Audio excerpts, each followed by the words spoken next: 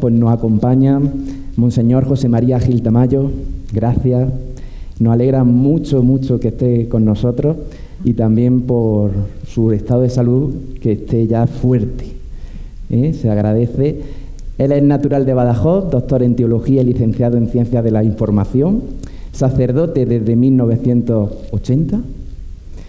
Fue secretario general y portavoz de la Conferencia Episcopal Española entre 2013 y 2018, y lo que le situó en el centro del diálogo entre la Iglesia y sociedad en momentos especialmente relevantes. Fue obispo de Ávila y desde 2023 es arzobispo de Granada. Conoce el lenguaje de los medios y conoce la responsabilidad pastoral de la Iglesia. Ha vivido en primera línea la relación entre verdad, opinión pública y libertad religiosa, y durante su etapa en la Conferencia Episcopal mantuvo una relación institucional cercana con la Asociación Católica de Propagandistas, porque esto, dato curioso, fue el que firmó los estatutos de esta asociación. Monseñor, pues gracias de verdad por acompañarnos. Bieito Rubido, periodista con amplia trayectoria en prensa escrita y dirección editorial, director de ABC entre 2010 y 2019, en un periodo decisivo de la vida política española. Actualmente dirige El Debate, un medio que ha apostado por recuperar un periodismo con identidad en el entorno digital. Ha vivido la transformación del periodismo, del papel al algoritmo, de la edición pausada a la inmediatez constante. Pues de verdad, mil gracias por acompañarnos, Bieito. Y José Francisco Serrano Oceja, Paco, catedrático de periodismo en la Universidad CEU San Pablo, investigador y analista especializado en la relación entre Iglesia, medios y poder cultural. Ha dedicado buena parte de su trayectoria académica a estudiar cómo se construye la opinión pública y cómo se articula la presencia de la fe en el espacio mediático. Combina profundidad académica y experiencia práctica en medios, así que millones de gracias y le damos a ellos un fuerte aplauso.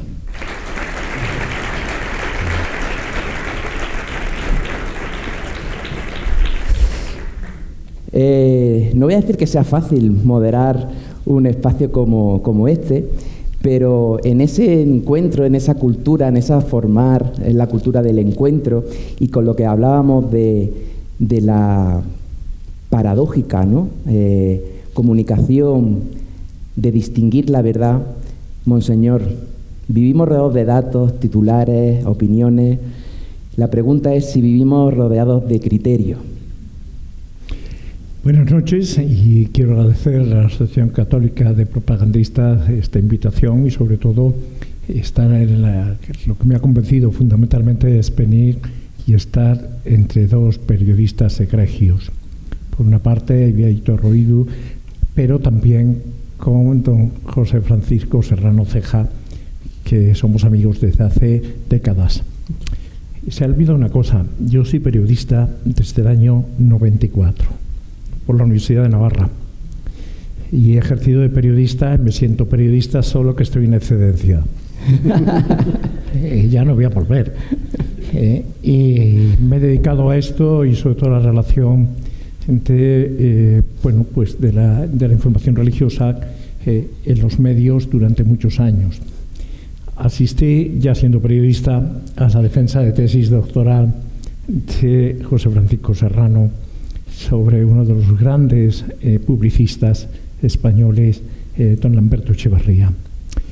Y bueno, gracias a Dios ya he dejado las portavocías y desde el recorrido desde la delegación diocesana en Badajoz hasta portavoz adjunto de la Santa Sede durante el conclave. Es una doble vocación que no se llevan bien muchas veces. Porque ser periodista, hasta hace poco el único periodista, obispo periodista de la Conferencia Episcopal, y ser al mismo tiempo pues sacerdote, que eso es lo fundamental, pues muchas veces pues no entran en colisión, y tratar de armonizarlo es. Pero también haber sido un afortunado por haber recibido el magisterio vital como periodista de un obispo granadino, que es el arzobispo don Antonio Montero, también el único obispo periodista de la Conferencia Episcopal.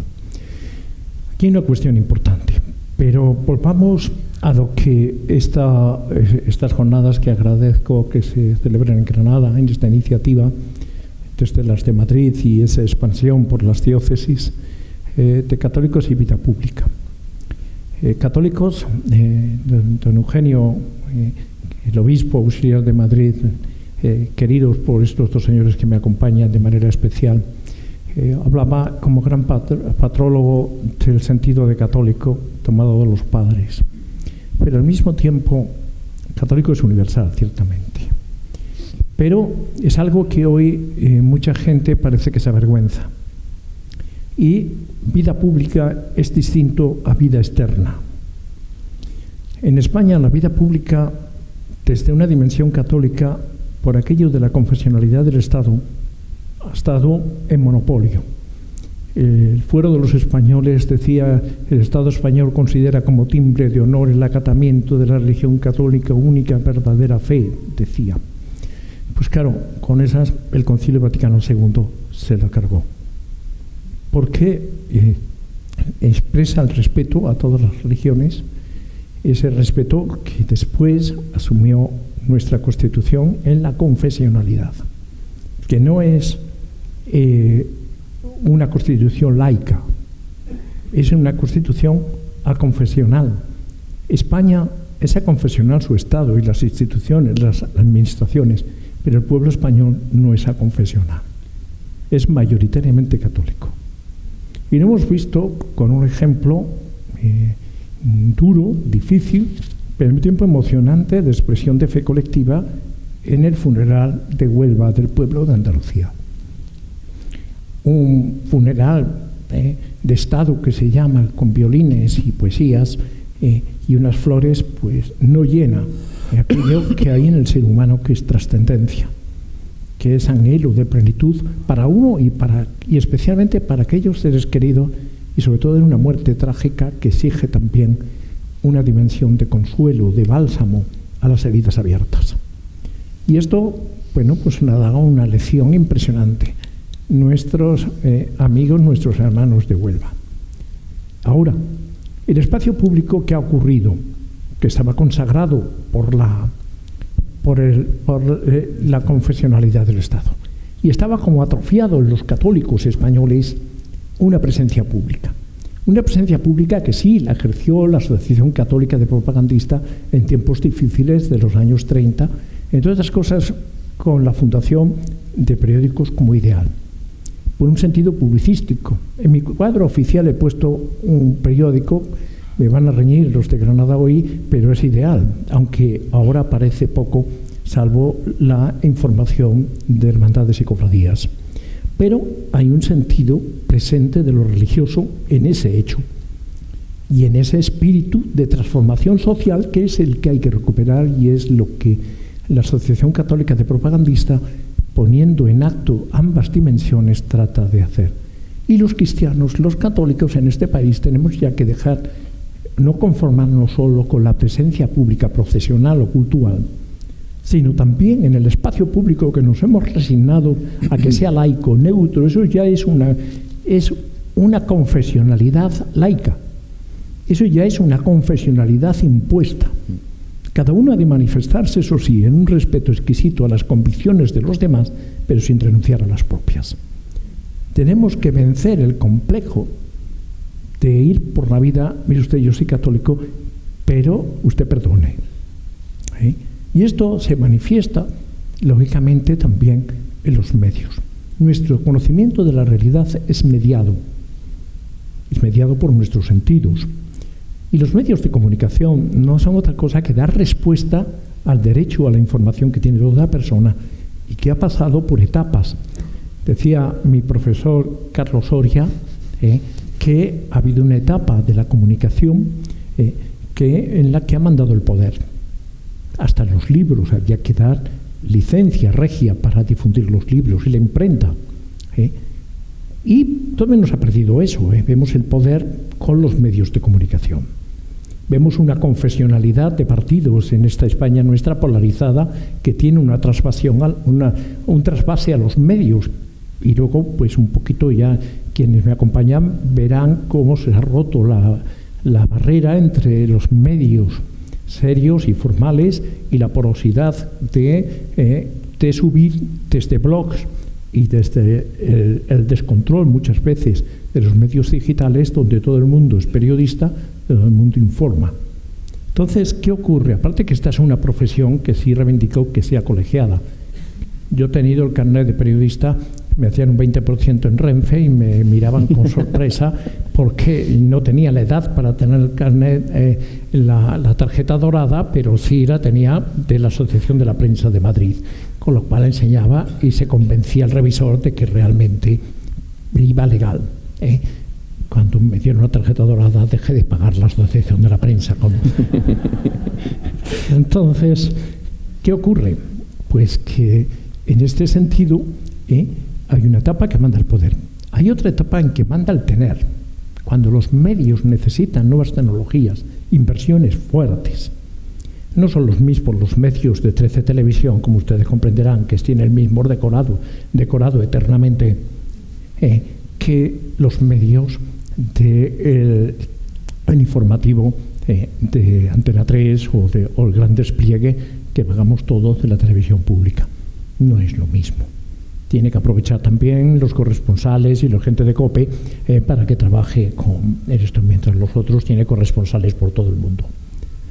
Y, lógicamente, y Ibeito lo sabe, en un medio digital que es el debate, que recupera esa vieja concepción de quien hace cabecera de todo ese grupo de medios de la editorial católica, pues, ¿qué ocurre? Pues, precisamente, porque desde los comienzos esa dimensión propagandística, esa difusora, pues que gracias a Dios mantienen el nombre, perdió el de nacional por aquello de nuestra España invertebrada, pero mantiene el de la Asociación Católica de Propagandistas. Pues la comunicación, el tener, los banqueros, hemos visto la España en que los grandes bancos poseen los medios. ¿Quién se mete con los bancos? Hemos tenido ahora toda la diatriba del Sabadell con el Banco Bilbao Vizcaya. Bueno, pues para que se sepan leer los medios de comunicación. Luego la libertad ya ve que tiene obstáculo. Y luego nos hemos encontrado con que los medios también son del ser. ¿Qué significa eso? Del Star System, de las estrellas. Lo vemos en el mundo de la radio y todavía en España no supera. Y entonces son los líderes de opinión que hoy son los influencers, en los periódicos también. Solo que los periódicos en España está pasando, el periódico de papel y el periódico digital está yéndose a esa concepción anglosajona, sobre todo inglesa, de periódico culto. Es decir, el periódico siempre influye en lo que se llama la agenda setting, la agenda del día siguiente. Por eso se resumen por la noche y el día siguiente ya nos han dado el cante la noche anterior. Yo sigo manteniendo el vicio de ver la prensa por la noche. Cuando era portavoz de la conferencia episcopal, el jefe de prensa me venía a las 7 de la mañana diciéndome las noticias malas y yo decía, no, ya he dormido con ellas. Pero ese es un defecto de periodista, de acostarse tarde y de ver esto. Pero después, el Concilio Vaticano II descubre en el primer documento sobre la comunicación social de un concilio, descubre que es un derecho la información. La información es del público y el periodista es un servidor del público. Y lógicamente esto exige el ejercicio de la búsqueda de la verdad. Y el periodista lo que hace es dar satisfacción a un deseo tan humano que es el deseo de conocer. Y el deseo de conocer para conocer su situación social y lógicamente en la vida democrática y la vida en libertades y en el ejercicio de las libertades exige libertad y verdad. No puede haber un periodismo reñido con la verdad porque entonces es falso. ¿Qué nos vemos hoy? Pues con lo que algún autor ha dicho y se ha perdido ya lógicamente esa separación sagrada en el periodismo clásico de informaciones y opiniones, incluso con tipografía distinta, normalmente en cursiva, las opiniones, incluso los titulares. Bueno, pues ¿qué ha pasado? Pues que ahora todo el mundo opina, todo el mundo habla. Entonces, la verdad, pero hay una cuestión de la pérdida del concepto de libertad y de verdad que hay que recuperar y que viene pues de la modernidad y viene de Descartes y viene del subjetivismo y viene del cientificismo. Solo es verdad lo que se puede comprobar y solo es verdad pues desde lo que a mí me parece que es verdad.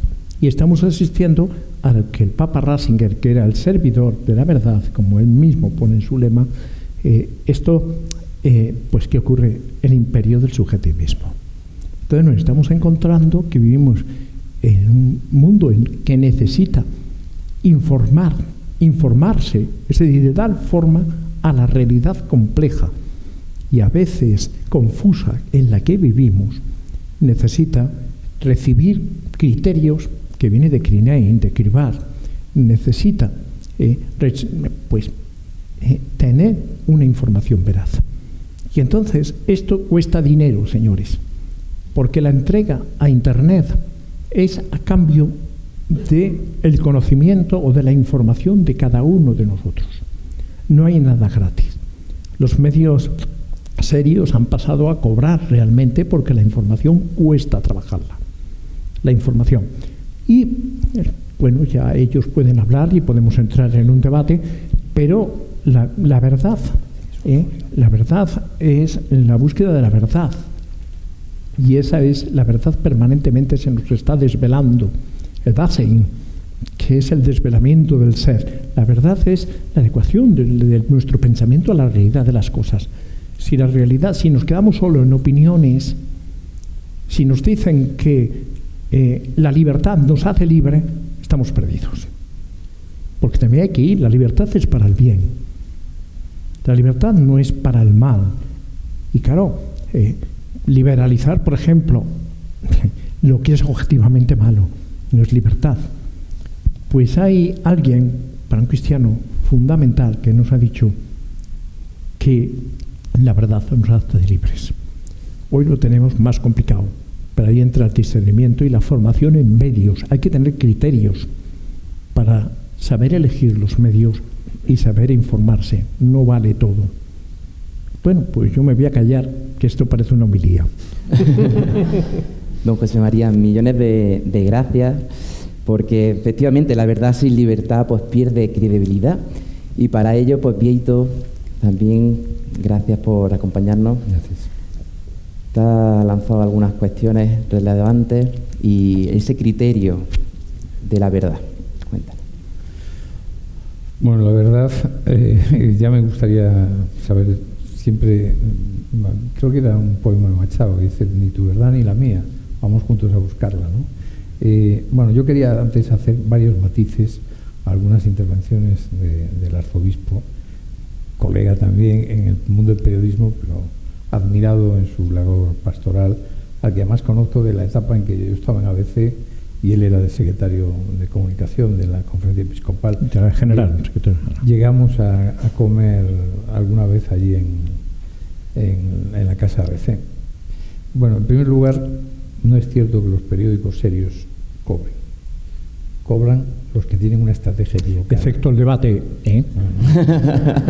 Es decir, no, es que... Pero sí cuesta, Vieito, y bastante. Cuesta dinero y mucho, pero esto de cobrar que hace la prensa en general, solo le ha funcionado el cobro, lo que se llama muro de pago, a dos grandes periódicos en el mundo. Y los dos tienen como característica que están especializados en economía y que se editan en lengua inglesa. Con lo cual tienen un mundo global que son el Wall Street Journal de Estados Unidos y el Financial Times de Londres. Los demás son todos un fracaso, el muro de pago, un fracaso estrepitoso. El diario El País, que se le llena la boca, tenemos 500.000 suscriptores, a €1 el mes, a veces €1 4 meses, es 25 céntimos. Yo digo, yo por 25 céntimos se lo doy gratis. Prefiero que lean ampliamente sin problemas y sin ponerles trabas. Otro matiz, yo estuve hasta el año 2020, me quitaste un año de director de ABC muy importante, que fue el de la pandemia. No, o sea que lo digo porque un año de director es muy importante. Dirigiendo un periódico en plena pandemia, créeme que no fue un año fácil. Pero yo quería entroncar con lo que decía don José María, en el sentido de que yo recuerdo que en el año 2011 en ABC coincidió con la JMJ. Y entonces nosotros, sí, a mí me parecía y me sigue pareciendo que los periódicos tienen que definen los valores que defienden. O sea, un medio de comunicación es lo que defiende. Y el ABC, por lo menos cuando yo era director, que teníamos claro que éramos un periódico monárquico, que éramos un periódico de centro derecha, que éramos un periódico que defendía a la familia, que defendía la unidad de España y que defendía a la Iglesia Católica. Y a la monarquía. A la monarquía, por supuesto. Somos monárquicos desde su nacimiento. Y cuando vino el Papa Benedicto XVI a la JMJ, hicimos una gran cobertura. Era el mes de agosto, pues yo creo que hacíamos 20, 25 páginas de la presencia del Papa desde que llegó, los días previos, etc. Entonces un amigo, compañero, el periodista del Marca, me llamó y me dice: oye, te estás pasando con tanta información, solo te falta dar un póster. Y dije: hombre, qué gran idea. Vamos a dar un póster.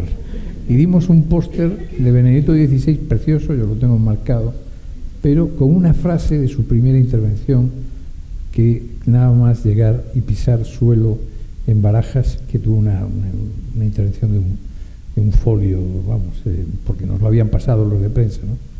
Que era: no os avergoncéis, le decía a los jóvenes. Y yo creo que efectivamente la sociedad española en general arrastra, y ya es algo muy complejo, como a veces una vergüenza de manifestar abiertamente su fe. Efectivamente, yo creo que según el CIS, casi el 70% de los españoles se declaran católicos. No sé si todos practicantes, pero se declaran católicos. En una sociedad donde el 70% se declara católico, y sin embargo hay como una especie de temor reverencial a decir que tú eres católico, y incluso frente a países, por ejemplo, como los Estados Unidos, ¿no?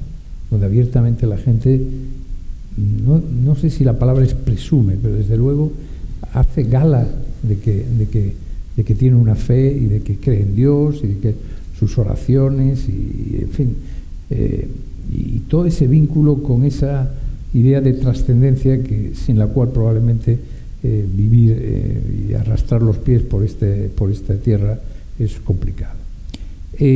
Lo digo porque efectivamente, claro, nosotros nos declaramos, el debate, el periódico católico, sin vergüenza, vamos, sin separado vergüenza, sin vergüenza de ningún tipo. Entonces, nos declaramos católicos. Es que o sea, hay algo mejor, ¿no?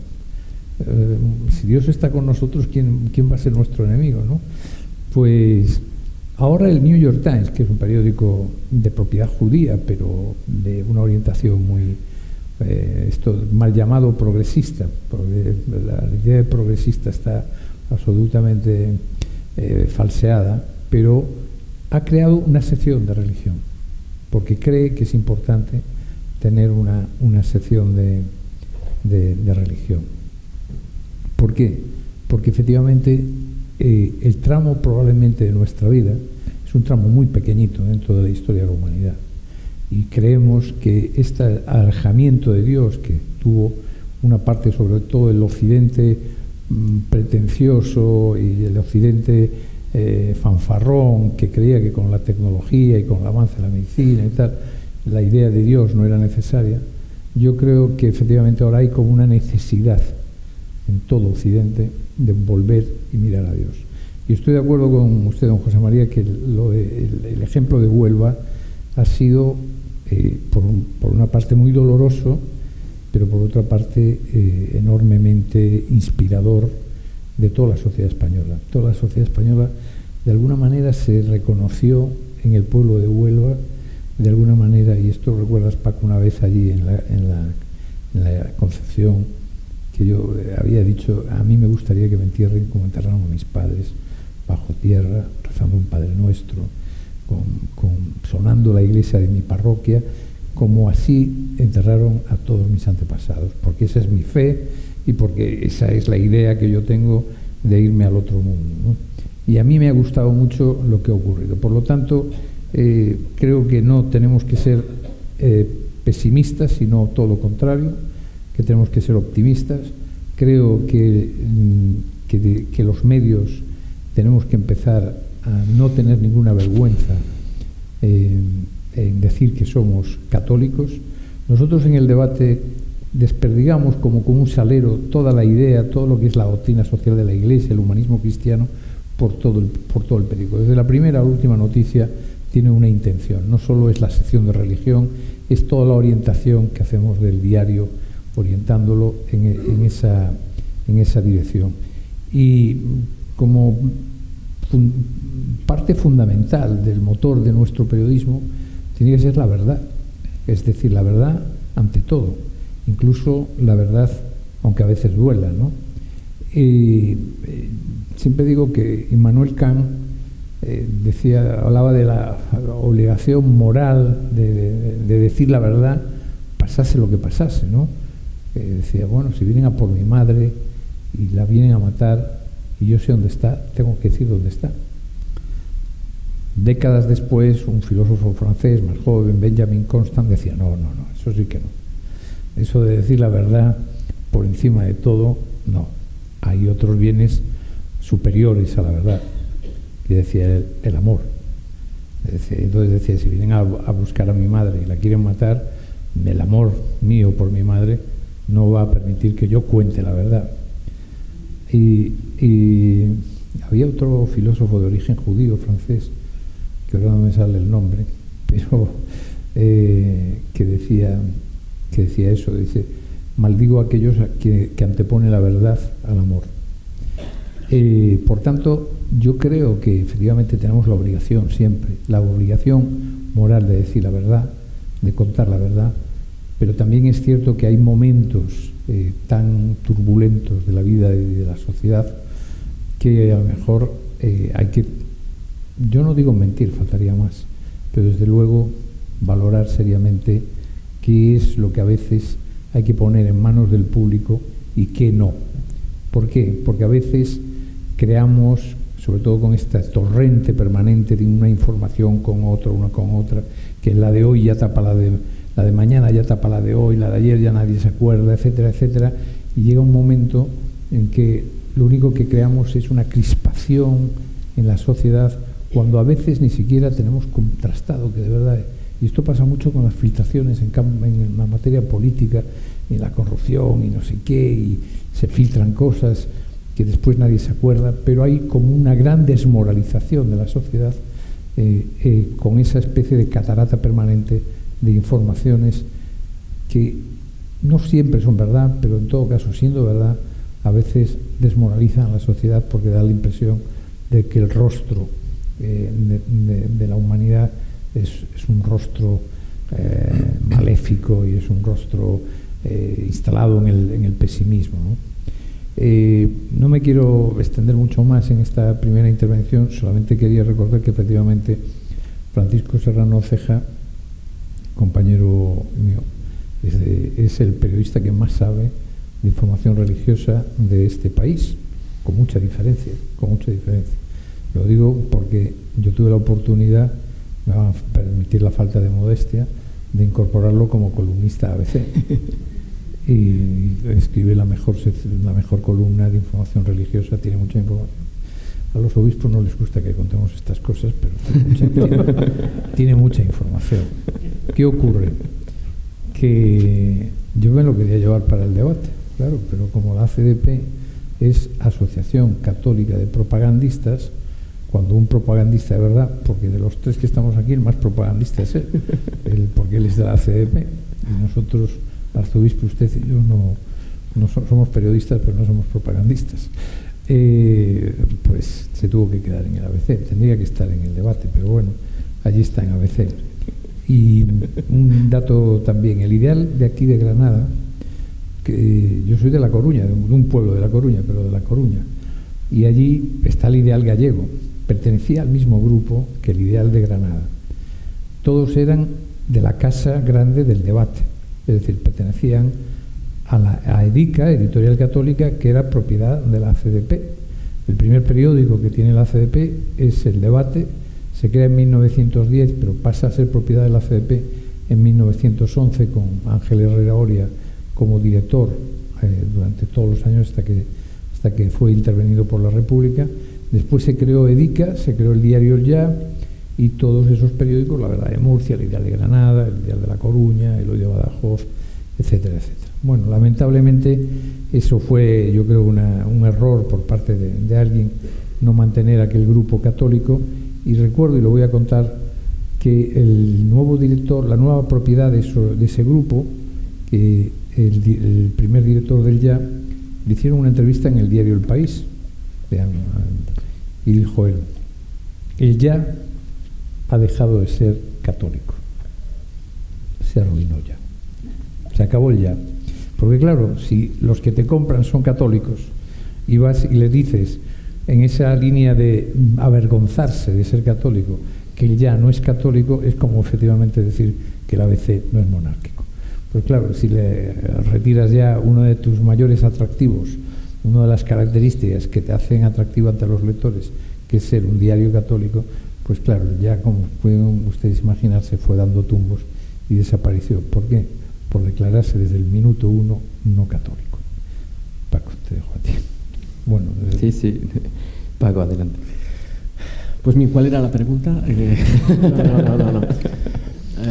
En primer lugar, buenas tardes. Agradecer la invitación de mis compañeros y hermanos del centro de Granada, de Guadix, a estar en esta tarde aquí. Ustedes habrán percibido cuál es mi dificultad esta tarde, porque yo estoy ante dos de mis maestros en el periodismo. Don José María Gil era un joven sacerdote, delegado de medios de comunicación de su diócesis, cuando la que entonces era mi novia y yo íbamos a las jornadas de los delegados de medios de comunicación y nos prohijó, ¿no? Seguro que vio a dos chicos de provincias despistados y dijo, voy a ayudarles, ¿no? Y a partir de ahí, bueno, pues la relación ha sido mucha. Voy a contar una anécdota rápida. Ha hecho referencia don José María Gil a quien fue su maestro, que también lo fue indirectamente mío, entre otras razones por la tesis doctoral, que es don Antonio Montero, ¿no? Don Antonio Montero, de quien todavía no se ha hecho una biografía a la altura de lo que fue la personalidad de don Antonio Montero en la historia de la Iglesia en la España contemporánea, era el obispo periodista cuando en los conflictos en la conferencia episcopal, en la época de la transición política, que ahora hay que reivindicar, que son muchos, y estaban los periodistas a la puerta y en las ruedas de prensa, y querían los periodistas añadir más conflicto a las relaciones entre la Iglesia y la sociedad y la Iglesia y el Estado, los obispos, y esto lo contaba don Juan Antonio del Val, siempre decían: que baje Montero, que baje Montero. Y entonces bajaba don Antonio y apaciguaba a los periodistas con su forma de hacer declaraciones, ¿no? Y qué decir de Vieito, que ya ha contado que yo fui al ABC gracias a mi director, porque siempre será mi director, porque en el ABC el director para todos los redactores y colaboradores es nuestro director, y gracias también a un amigo común que hay que recordar, que es un gran periodista y un hombre dedicado a la comunicación, Beotas, Enrique Beotas. Bien, yo voy a decirles tres cosas, digamos, más referidas al contexto de la conversación, de la charla, a propósito de los autores que se han citado en esta tarde. El contexto y el título de esta charla tiene dos conceptos, que son los conceptos de verdad y libertad. Y tenemos que tener en cuenta que es posible la verdad si es posible la libertad, y es posible la libertad hoy en España, en nuestro mundo, si es posible la verdad. Fíjense, durante mucho tiempo en la historia del pensamiento y en la historia de la cultura, la reflexión sobre la verdad se ha hecho desde el punto de vista de la teoría del conocimiento. Se ha hecho desde el punto de vista de lo que llamaban los filósofos clásicos la noxiología, es decir, somos capaces de conocer la verdad. Kant, que es un autor fundamental en todo esto, se planteaba todo el sistema filosófico a partir de 4 preguntas, que ahora no voy a repetir, y una de ellas, la primera de las preguntas que Kant planteaba era, ¿qué puedo saber? O sea, ¿puedo saber algo? Hoy yo creo que, asumido todo ese proceso histórico de la reflexión sobre el concepto de la verdad, no es operativa esa reflexión si no la iniciamos desde el concepto de la libertad. Porque la crisis de verdad hoy, también para los medios, en la sociedad, en la cultura, en la educación, la crisis de verdad está íntimamente ligada a la crisis de la libertad. Son 2 conceptos que formarían parte de una pareja de baile indisoluble. Hasta tal punto que a partir de un momento en la historia del pensamiento, se ha citado fundamentalmente a partir de Kant, se dijo que teníamos unos a prioris, hay una especie de preconfiguradores de nuestra forma de conocer. Pero claro, nuestra forma de conocer es el principio de nuestra forma de actuar, y ahí entra la libertad. En esos a prioris que condicionan absolutamente nuestra posibilidad de conocer, según ellos, entraban en juego 2 factores, que eran el factor del lenguaje, y alguien dice que nosotros no conocemos nada más que el lenguaje y conocemos a través del lenguaje, y después está el factor de las ideas, de las cosmovisiones. Miren, estos 2 factores al final hoy en nuestro mundo se han traducido en las cuestiones claves de el discurso y la ideología, la narrativa y el discurso. Y ahora voy a conectarlo con otra idea que quiero plantear en relación con la anterior. Un teólogo muy importante en el siglo XX, que estuvo detrás del Concilio Vaticano II, dijo: en este tiempo complejo, el Papa Francisco afirmaba aquello de que no estamos en un tiempo de cambio, sino un cambio de época, no estamos en una época de cambio, sino en un cambio de época, afirmó que en el futuro la sociedad, y yo me lo llevo a los medios de comunicación y me lo llevo también al testimonio cristiano de católicos y la vida pública, tendremos que decidir entre la voluntad de poder o la voluntad de verdad. Afirmar que decidimos la voluntad de poder es afirmar que la política consiste en mantenerse en el poder a toda costa. ¿Le suena de algo esto? Sí. O sea, ¿ustedes conocen a alguien que en este momento en la sociedad española actúe en función de la voluntad de poder? Y claro, entender que uno afirma la voluntad de poder en su vida es entender que la voluntad de poder lo que hace es limitar la libertad del otro. Afirmar la voluntad de poder es entender que la realidad se construye. La realidad es más grande que nosotros mismos. Por mucho que nosotros pretendamos manejar la realidad, condicionar la realidad nos supera como la vida, porque al fin y al cabo estamos hablando del don. Esto es la apuesta por la voluntad de poder. Pero hay otra forma de entender la vida, hay otra forma de entender la política. Bueno, luego, si quieren, profundizaremos en lo que significa que los medios de comunicación apuesten por esta voluntad de poder. ¿A ustedes les suena una televisión pública que es como la sala de prensa de la Moncloa y que repite las mismas consignas de la Moncloa, sea cual sea la realidad? Pues esto es un ejercicio de voluntad de poder. Pero hay otra forma de entender la vida, los medios de comunicación, las relaciones, que es la que está basada en la voluntad de verdad. Y aquí voy a introducir a un autor muy querido por nosotros, ¿no?, que es Benedicto XVI, Joseph Ratzinger.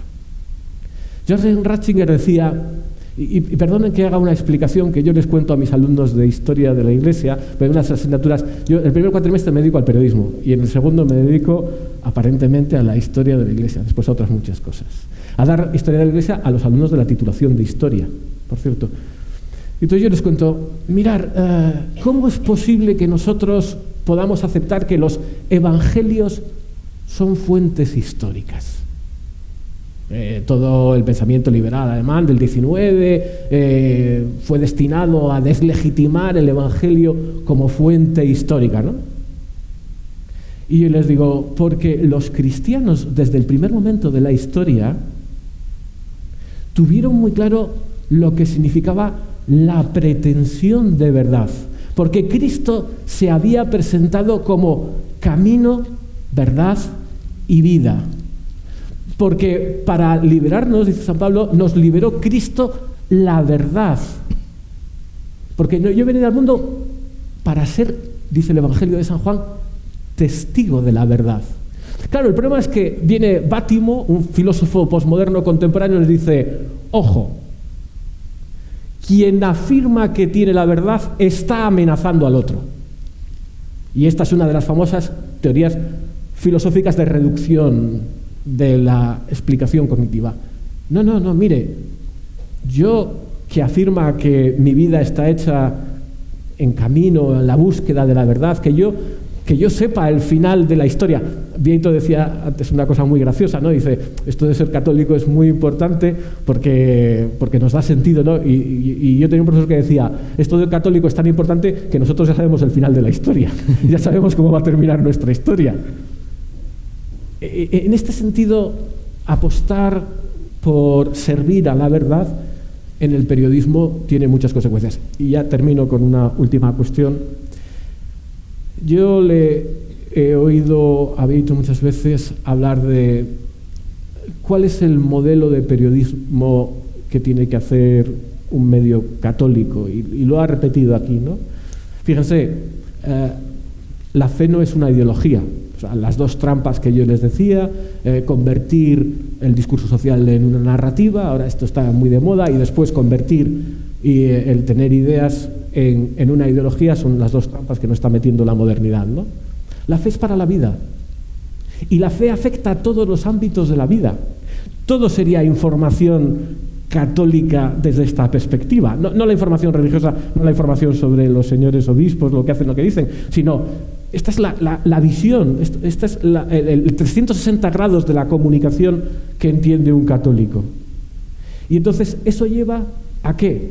Pues a tener una serie de preocupaciones y de preferencias. Si la fe es para la vida, lo que no podemos es convertir, ni instrumentalizar la fe y convertirla en una ideología. Eso está claro. Y si la fe es para la vida, es para tener un modelo de periodismo no de cuarto poder. El periodismo, hay algún periodista español que conoce muy bien Vieito, que dice que el periodismo no es el cuarto poder, que es el quinto poder. No, que es el poder coordinador del resto de los poderes, o el poder observador o controlador del resto de los poderes. No, el periodismo no es un poder, el periodismo es un servicio. ¿Y un servicio a qué? A la verdad. Sí, hay varias cosas, son tantas, un río de cuestiones. Hay una cuestión. Los medios de comunicación son empresas de ideas. O sea, uno pone un medio de comunicación para dos cosas: para ganar dinero y para influir. Lo ideal es que se costee con lo que ganas. Y uno, si no se llega, pero al menos para influir en el cambio social, en la transmisión de una cosmovisión de la vida, es la línea editorial. Esto, ¿qué ocurre? Pues que es cuestión, el público, que decía, recordando mis tiempos de periodismo de la facultad, hay un pacto de lectura, sobre todo con la prensa escrita. Uno en la radio mueve el dial, si no le gusta, mueve el dial, aunque hay gente que lo tiene fijo, cuando se afeita por la mañana está ahí clavado, o está en hora 25, o está en otro, o está en Carlos Herrera, o está en Alsina, o está, es decir, fijo ahí, como si estuviera en la tele. Bueno, pues cuando llegó al mando a distancia, pues luego ha ido cambiando esto, porque las nuevas tecnologías suponen también cambios axiológicos, pero los medios van perviviendo. Entonces, ¿qué ocurre con el pacto de lectura? Que uno compra un periódico porque está identificado con esa línea editorial y compra para reforzar sus convicciones, para tener argumentario con el que decidir en la vida pública sobre sus opciones sociales, políticas, con lo que es la cosmovisión que representa el periódico. Esto hoy ha tomado porque los terrenos sean, pero uno no pone un periódico o un medio porque sí. Entonces, lo que sí hay que tener en cuenta con respecto a la libertad y a la verdad es las distintas fases por las que ha pasado la comunicación social. El hombre siempre ha comunicado porque es relacional. Es más, Dios mismo es relación. Y don Antonio Montero, cuando lo hicieron doctor honoris causa en comunicación, el primer doctor honoris causa en comunicación por la Universidad Pontificia de Salamanca, decía que el nombre propio, el nombre de vida, decía él, de Cristo es el verbo, es la palabra. Luego, el ser humano es comunicación. Entonces, ¿qué ocurre? Pues que hemos pasado por etapas. Hemos pasado, cuando la Iglesia mira la comunicación social y deja de tener una concepción sospechosa del periodismo y de la comunicación, porque ha sido la gran eclosión liberal con los periódicos de Penique y con esto, y cuando hombres como Herrera Oria, a principios del siglo XX, toman conciencia de esto y manda a su gente a que se forme a los Estados Unidos en el periodismo americano. Entonces, ¿qué ocurre? Que es una comunicación difusiva, que es la que toma el Concilio Vaticano II, llegar a más gente en el menor tiempo posible, con los soportes técnicos que después han ido apareciendo. Pero después se ha pasado, con Juan Pablo II, a la concepción cultural.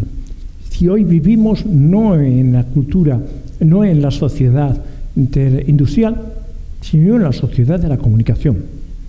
Todavía más, ya se está pasando de la sociedad de la comunicación, sociedad digital. Hoy tenemos una polución informativa, tenemos cantidad de mensajes infinitos que nos llegan. Ahora tenemos ahí la diatriba de Pedro Sánchez con la industria, y en el mundo está influyendo desde este americano Elon Musk, ¿no?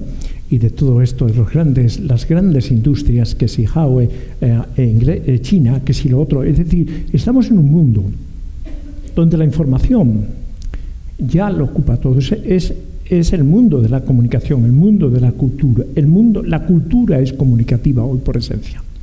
Pero claro, el concepto de cultura es una cosmovisión. Es decir, ¿qué cosmovisión tenemos de la sociedad? Eso se plasma o la refleja un medio. La refleja un medio. Este año en el Consejo de Administración de la COPE nos vino que uno el hijo del fundador del Grupo Planeta, que era Lara, y dijo una cosa a la hora de que, le había encargado a Aznar, Villalonga, se había encargado hacer un medio de comunicación, un grupo de comunicación que reflejara la otra parte de la otra España. Estamos con las dos Españas, distinta a la que reflejaba el país. Bueno, pues sí hay una cosmovisión que se transmite, todavía pervive eso en los medios, lógicamente. La cultura. Estamos ante una cuestión cultural. Hoy la cultura se transmite fundamentalmente por la comunicación social, la cosmovisión de la vida, las modas, los intereses, todo, hasta la religiosidad popular. Yo estoy extrañado que haya programas de televisión dedicados a la religiosidad popular como el fútbol. O sea, esto en Castilla y en el resto de España es una cosa solo que copa lo que se identifica la información religiosa al final con la religiosidad popular y queda silenciada la información religiosa.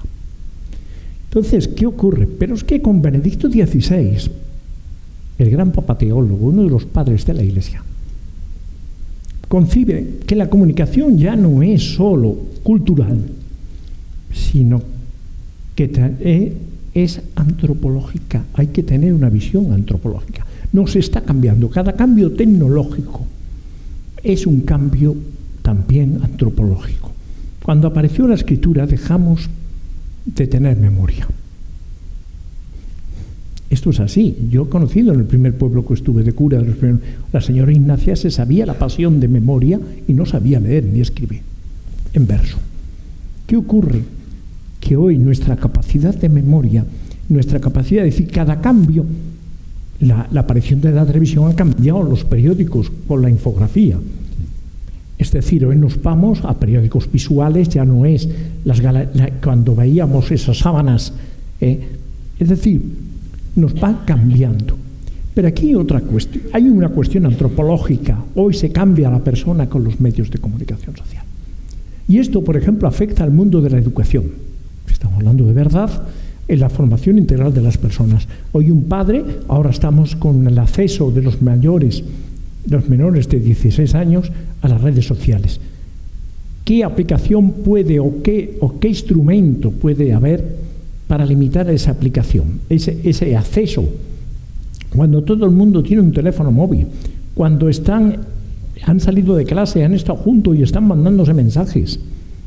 Hoy hasta en una misma mesa, cuando se va a comer, se está con el móvil mandándose mensajes.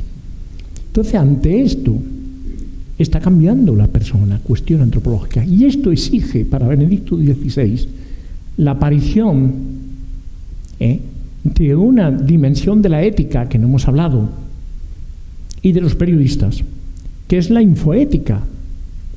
Es decir, ¿cómo influyo yo en las personas? ¿Cómo puedo yo dar una detención de telediario o una información judicial de un imputado que todavía no está juzgado? ¿Dónde se ha ido la presunción de inocencia? ¿Cómo puedo quedar tocado a una persona de por vida? Entonces hay cuestiones éticas que se ha perdido en la formación de los periodistas. Es verdad que no debe haber censura. Yo no estoy tampoco de acuerdo con los filtros. Hay que enseñarles la responsabilidad para la elección de los medios y para los chavales saber y tener una educación en medios de comunicación para saber usarlos. Y ahí hay un campo para los profesionales de la comunicación laboral, que es la profesión con más paro en España. Y entonces, ¿qué ocurre? Pues que nos encontramos con que hay que formar a los periodistas. Hay que formar éticamente. Hay que tener un sentido de la verdad. Si el sujeto que informa no tiene un sentido de lo que es la verdad y lo que es la libertad, que no solo es la libertad de coacción o la limitación, pero queridos amigos, estudiando yo periodismo a los 9 años de cura que me mandó mi obispo y estuve a punto de volverme para atrás, asistió en la Universidad de Navarra un antiguo alumno, uno de los líderes de opinión a nivel nacional, y les dijo a mis compañeros de estudio: aquí el único que es libre soy yo. Ustedes tienen que ir al redactor jefe, ustedes tienen que ir a la línea del periódico, y ustedes no pueden escribir lo que quieran, ni pueden decir lo que quieran, porque los pueden poner patitas en la calle. Luego, ahí estamos. Y entonces hoy está el poder, está el tener, está el Star System, y realmente se está tomando conciencia de que se es servidor del derecho a la información con responsabilidad como un servicio social. Y luego hay otra cuestión también que no ha sacado y que falta en el título, porque se ha perdido desde el Concilio Vaticano II. Y es la concepción, aunque sea una vieja idea ilustrada, de que la concepción tiene un sentido social. Es comunicación social. No es comunicación de cascos e interpersonal sin más, aunque nos pongamos pinganillos para escuchar la radio. Es decir, la dimensión social de la comunicación. La comunicación es por esencia social, para la transformación social. ¿Por qué? Porque si no, no es un medio sin más. Y lógicamente, ahí hay un campo, pero vuelvo a repetir. Luego hay otra cuestión. La reivindicación de la ética y de la infoética afecta también a los empresarios de la comunicación. ¿De qué me sirve que haya unos periodistas con ilusión, formados, alumnos de don Francisco, José Francisco, que se le nota que es profesor y es un gran teórico de la comunicación? Entonces, ¿qué ocurre? Que esos chavales que tiene, cuando llegan al medio, Cuando llegan, por ejemplo, a una ABC, cuando estaba con todo esto, que siempre a los del grupo Pocento les ha agafado, porque cuando van los jefes a tomar vinos arriba, ¿cómo se llama esto? El barrio donde van a tomar los vinos. Hay los del... Pues claro, les riñen por el posicionamiento político de la ABC, de un periódico de Madrid. Pero claro, luego saben navegar en todos los mares de acuerdo con la comunidad autónoma gobernada por esto. Y luego también hay una cuestión, el humanismo cristiano. Yo estoy cansado del cristianismo implícito o del cristianismo anónimo. Y luego católico es universal. La gran tarea es cómo un medio generalista puede ser católico. Este es el debate. Que no sea información religiosa, que no sea Radio María. Claro, Radio María no influye. Es una radio de acompañamiento religioso. Una radio y un periódico que influya y que cambie la sociedad, que moleste al poder, porque no hay cosa que moleste al poder más que un informativo. ¿O no? Vaya. Así es. Entonces, ¿qué ocurre? Yo estoy disfrutando en esto. Entonces, ¿qué ocurre con esto? Pues que nos encontramos, uno sabe, un periodista sabe qué titular dar para que llame el consejero o llame la alcaldesa, no me refiero a la nuestra, sino cualquier esto, o llame el delegado del gobierno, o llame el ministro, o llame cualquier esto. Yo he llamado a Beaito, siendo yo secretario, él lo sabe, yo le he llamado para decir, ¿pero qué hacéis? ¿O no? Sí. Y Beaito, predica usted, padre, pero no me entré por nuestro mesa. ¿O no? Sí. Entonces, ¿qué ocurre? ¿Qué ocurre, queridos amigos? Los empresarios también tienen que tener una concepción ética cristiana si queremos formar, y tenemos escuelas de negocio para dar y tomar. ¿De qué pasa? Tenemos facultades de comunicación, yo no sé cuántas hay ahora, Paco. 50. Hay más. Hay más todavía. No más. Más. Y entonces, ¿qué ocurre?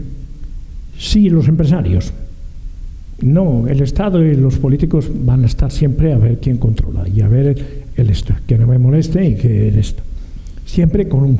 Entonces vivimos un mimetismo en la información.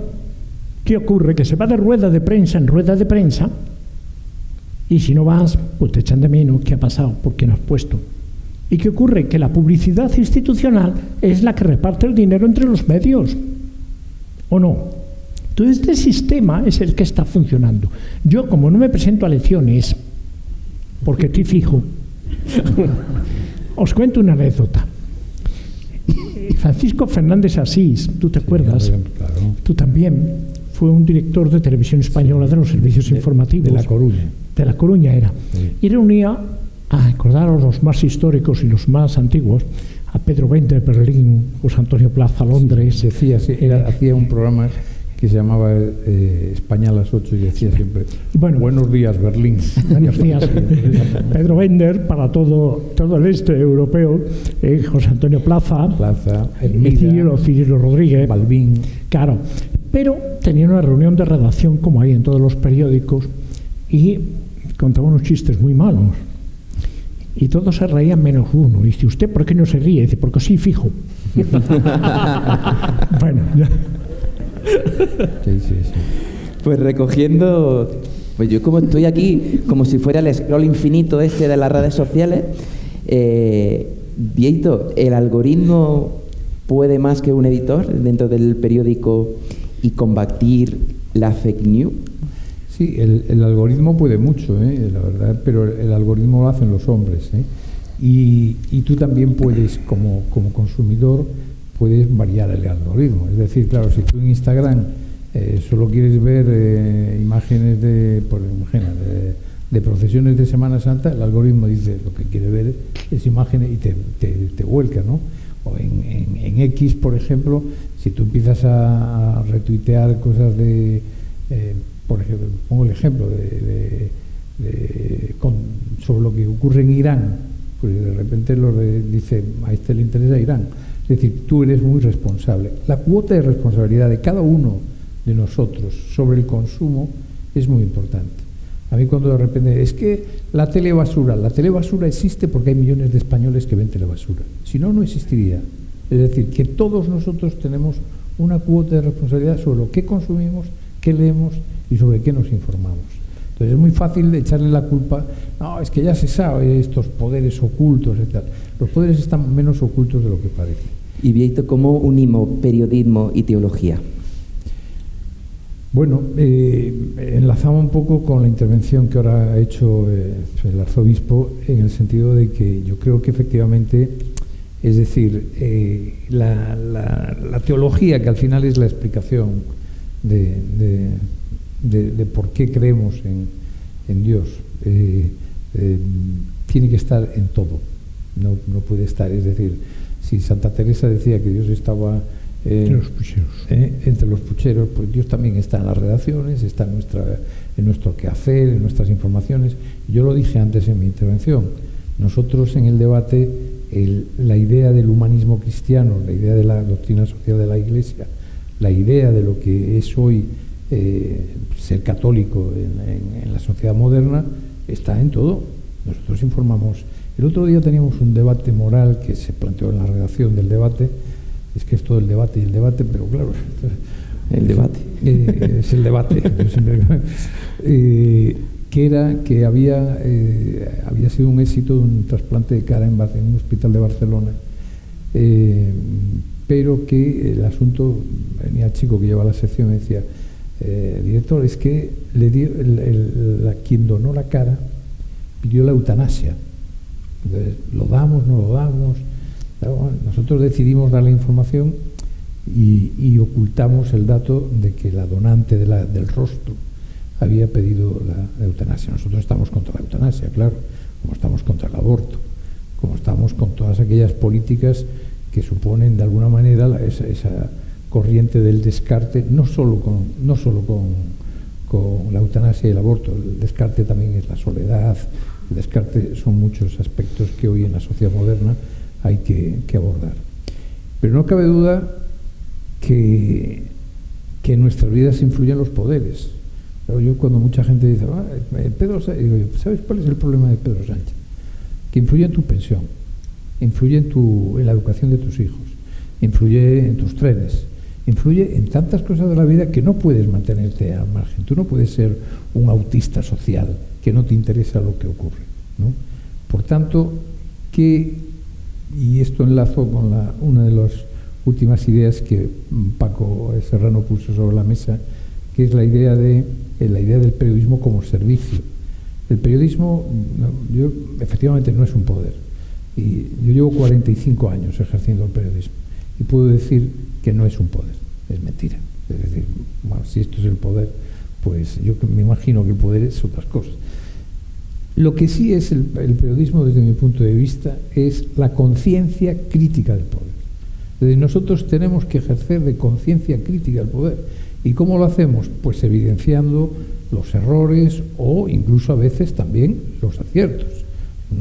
Es decir, no hay que pensar siempre que el periodismo consiste permanentemente en estar vomitando descalificaciones sobre las personas. Hay a veces que poner el acento en los aciertos que determinadas personas que ejercen el poder tienen.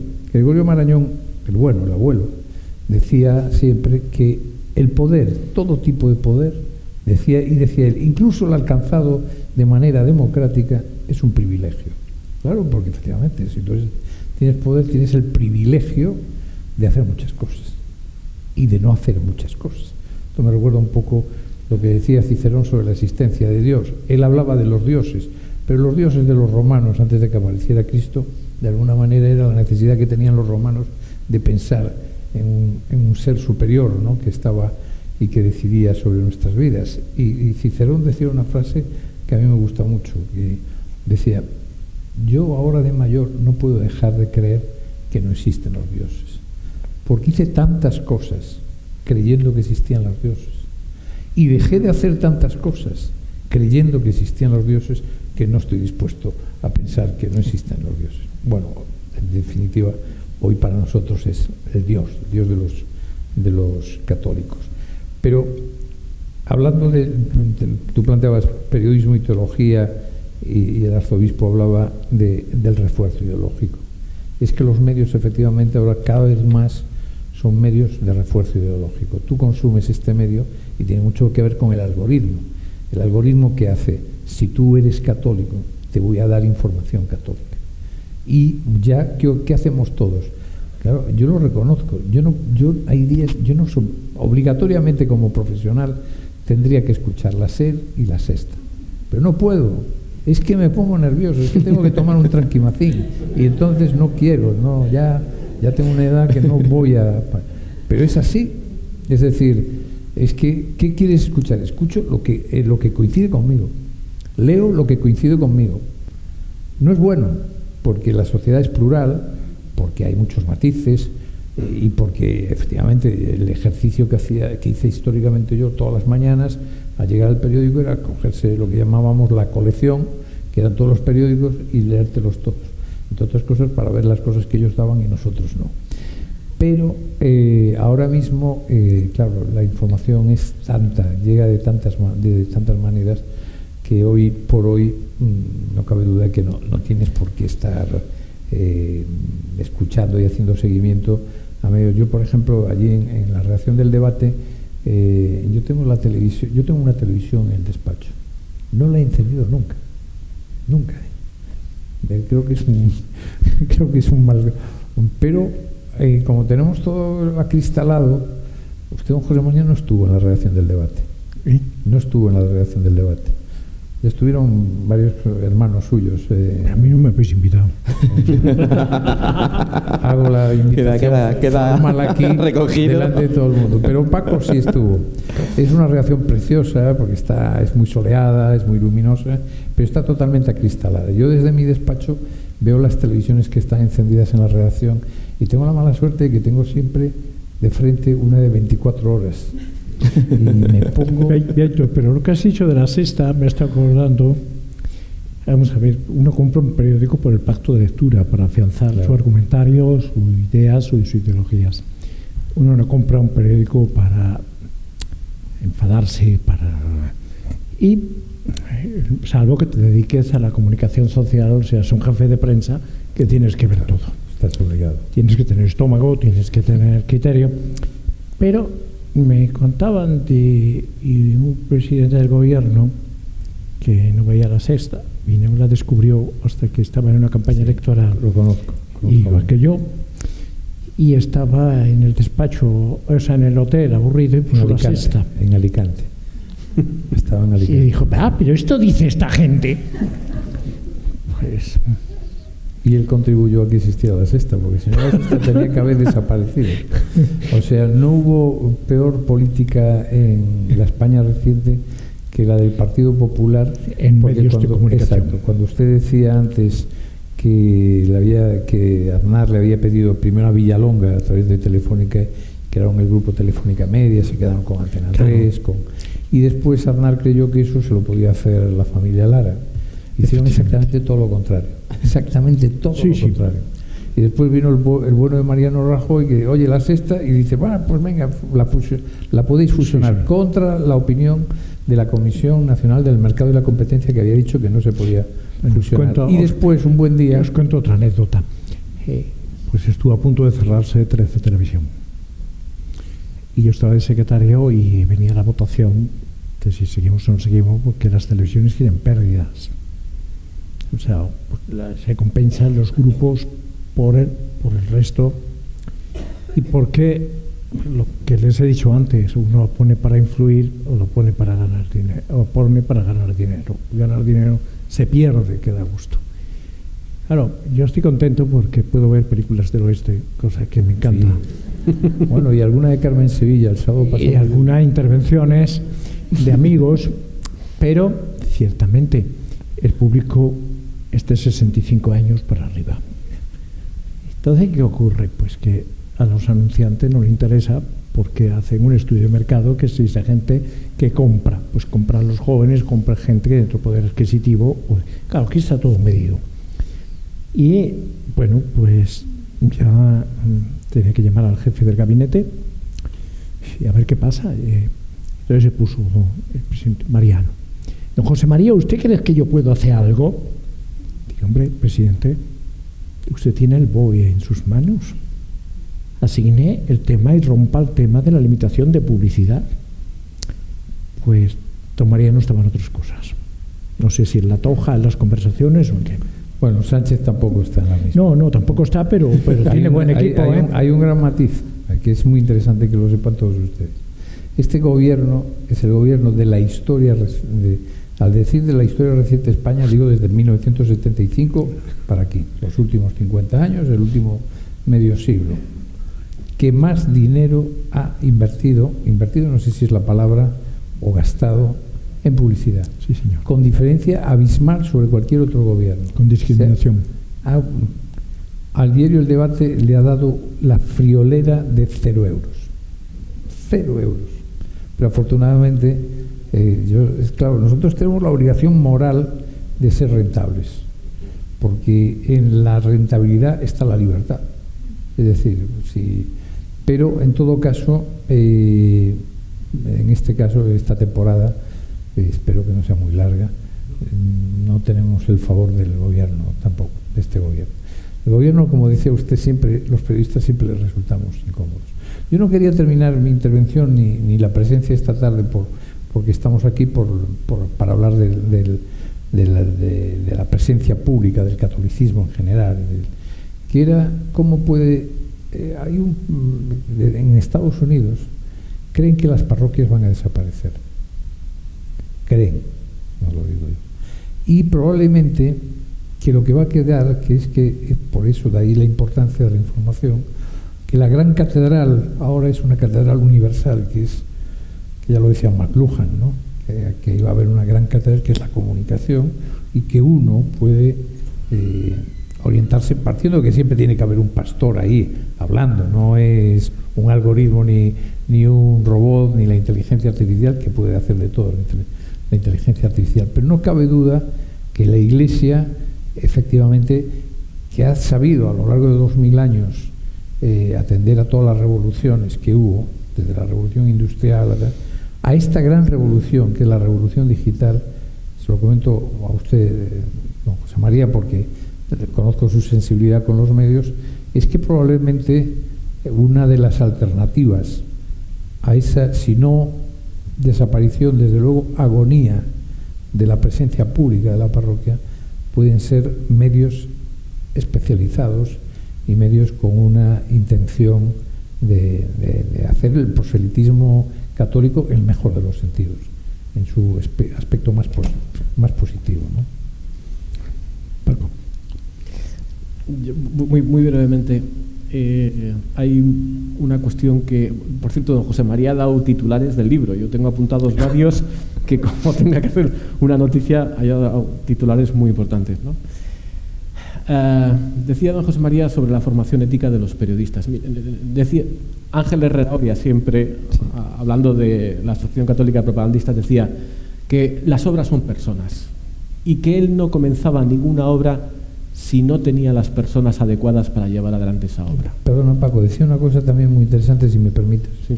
Que te interrumpa, pero por completarlo. Decía, cuando hablaba del debate, cuando el debate en el 1911 envió al padre Marcelino Oreja, sí, a Graña y a un tercero a Estados Unidos, y a un jesuita, él decía sobre el debate, primero periódico y después católico. ¿Qué quería decir con esto?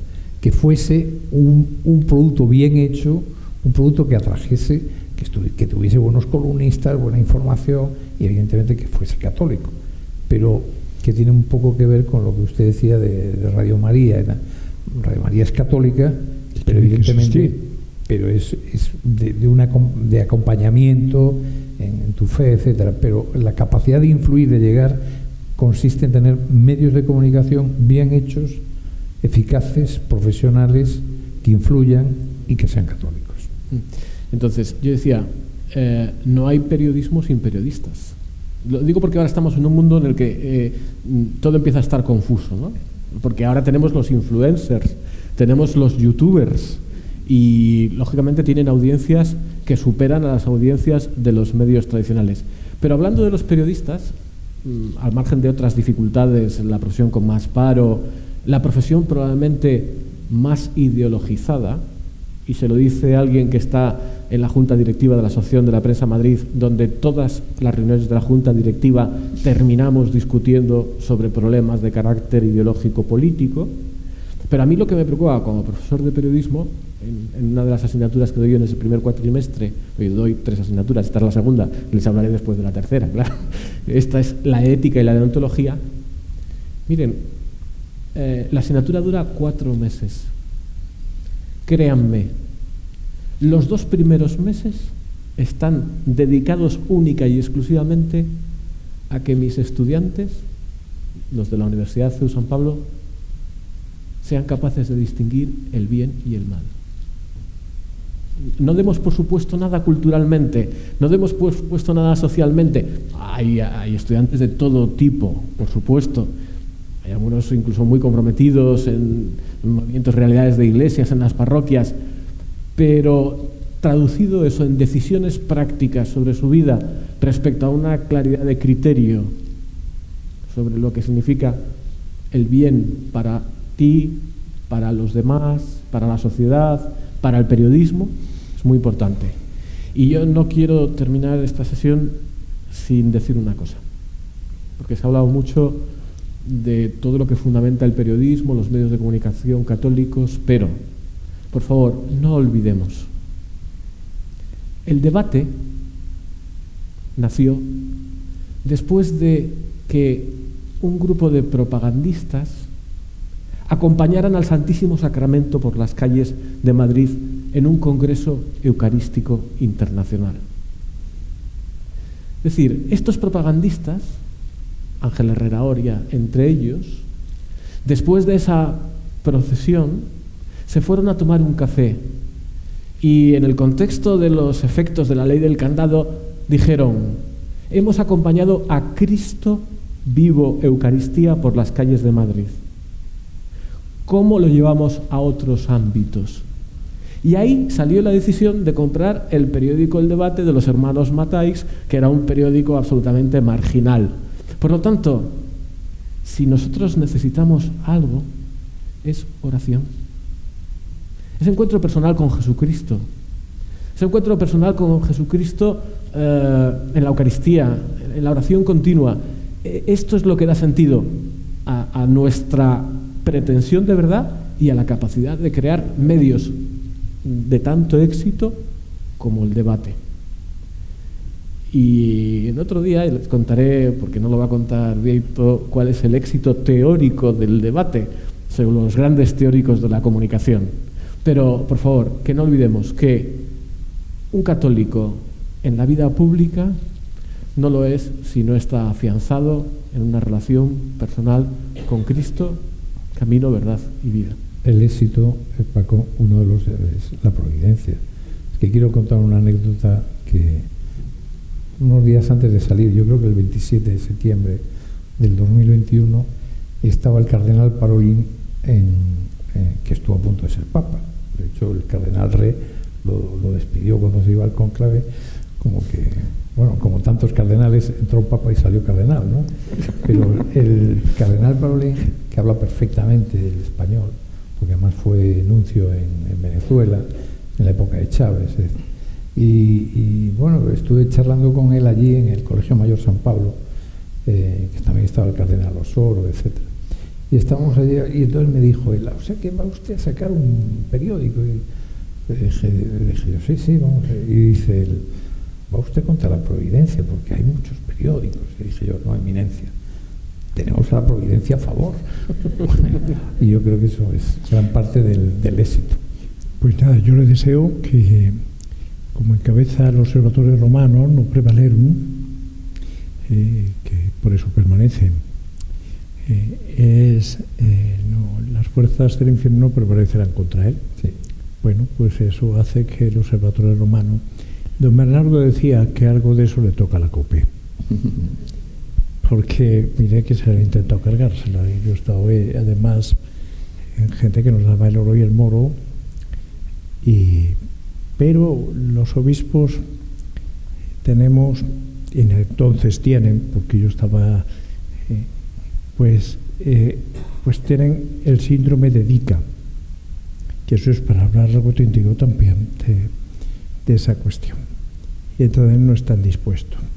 Pero también le digo otra cosa. Siendo yo secretario de la conferencia, intentaron vendernos ABC. Sí. Estamos diciendo muchas cosas aquí hoy. Sí, sí. Bueno, estamos diciendo muchas cosas. Y yo fui de los que dije que no. Porque yo tengo problemas con el tema de cómo gestionar desde la conferencia episcopal un medio generalista como COPE, como 13 Televisión, imagínense ABC. Yo recuerdo algo de eso, pero estaba el cardenal Rouco entonces, ¿no? Sí. A mí me parece que era más que nada que entraran a ayudar, pero creo que querían seguir estando los que están. Bueno, pues yo no lo sé. Pero como también nos dijeron cuando estábamos en la relación con Vía Digital, alguien nos dijo, ustedes tienen mucha ilusión, son como los de la ONCE, tienen mucha ilusión y poco dinero. Sí. Pues la verdad que podríamos seguir aquí un montón de rato, cómodos, en la butaca de nuestra casa, pero no nos vamos a ir sin antes una última pregunta, y escuchando, y reflexionando y haciendo también oración. Hoy, por ejemplo, nos podemos llevar un regalo, y una pregunta y una respuesta. Cuando no estamos de acuerdo con alguien, por ejemplo, mi madre, por ejemplo, que está por aquí, algunas veces no estamos de acuerdo con el compañero, etcétera, ¿qué no deberíamos de perder nunca? Eso será un regalo que con una buena respuesta nos lo podamos llevar a casa, llamados a transformar la sociedad. Proponer no es imponer, pero tampoco es callar. ¿Y cómo se propone la verdad cristiana sin que suene a imposición? ¿Y qué pequeño gesto puede hacer cualquiera de nosotros para comunicar mejor y con más verdad? Por lo tanto, en una síntesis, ¿qué nos podemos llevar cada uno y cada una a nuestras casas, a nuestro trabajo, a nuestro entorno, para que sigamos fomentando la verdad? Bueno, Beato lo he recordado, por encima de la verdad está la caridad. Y el Papa Benedicto, una de sus encíclicas es Veritas in Caritate. O sea, la verdad que sea dicha con caridad. O sea, no para herir. La verdad no es un arma arrojadiza. La verdad, también yo añadiría con buenos modos. San Pablo, en el himno de la caridad, que bueno, me iba a salir con otra anécdota, pero no quiero. El himno de la caridad, que no es para las bodas, es la carta de San Pablo, la 1 Corintios. Se usó en una boda importante en España, pero no vieron el contexto anterior, no se me escapa. Pues bueno, me callo. Entonces luego lo cuento. Entonces, ¿qué ocurre? Pues dice que aunque repartiré todo lo que tengo, si no tengo caridad, de nada me sirve. Todo, o sea, todo lo que hagamos, si no hay ese amor, esa comprensión, yo diría incluso también ese sentido de no humillar. Yo creo que en la España que vivimos, con una polarización que se llama así ahora contagiosa, porque está llegando la gente, se enfada a la primera, salta, no solo cuando va en el coche, sino en las familias, todo, es decir, estamos que saltamos. Entonces, recuperar esa mansedumbre, ese sentido de decir las cosas. Lo que pasa es que la verdad también, la sinceridad no es la frescura.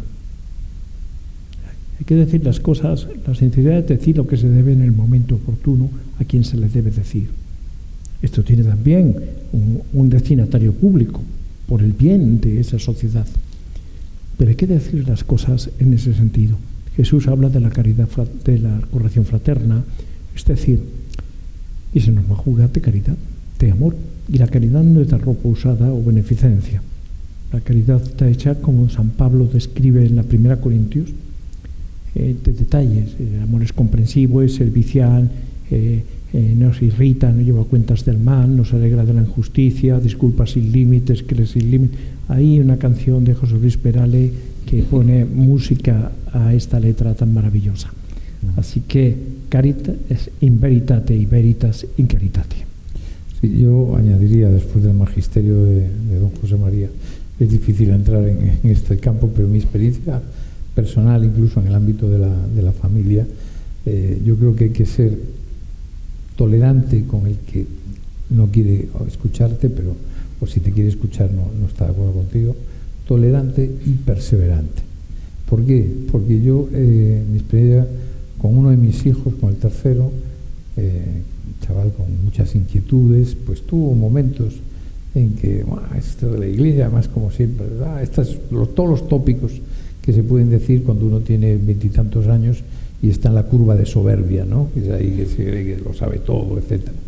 Y entonces este muchacho, hijo mío, se fue a Costa Rica a trabajar allí, una cosa sorprendente, seleccionador de fútbol femenino, una cosa increíble.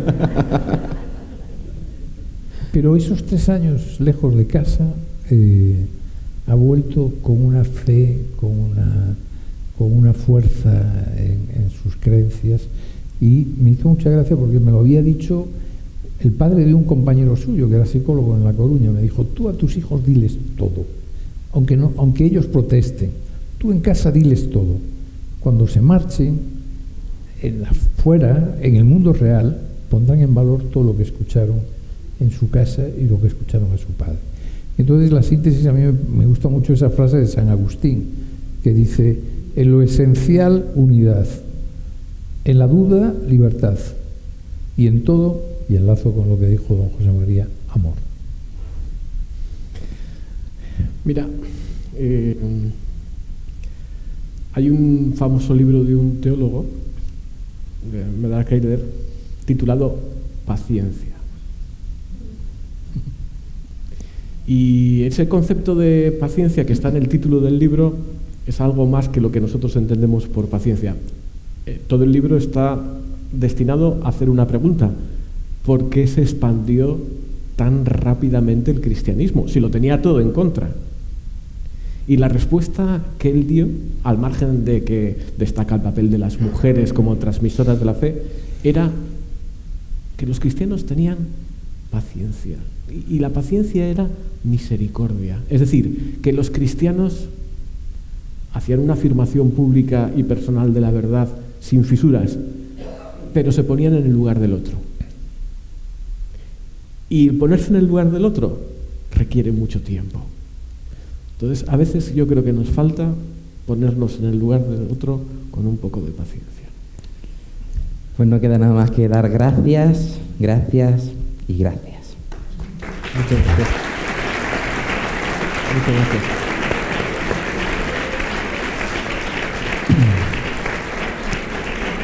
¿Algunas preguntas?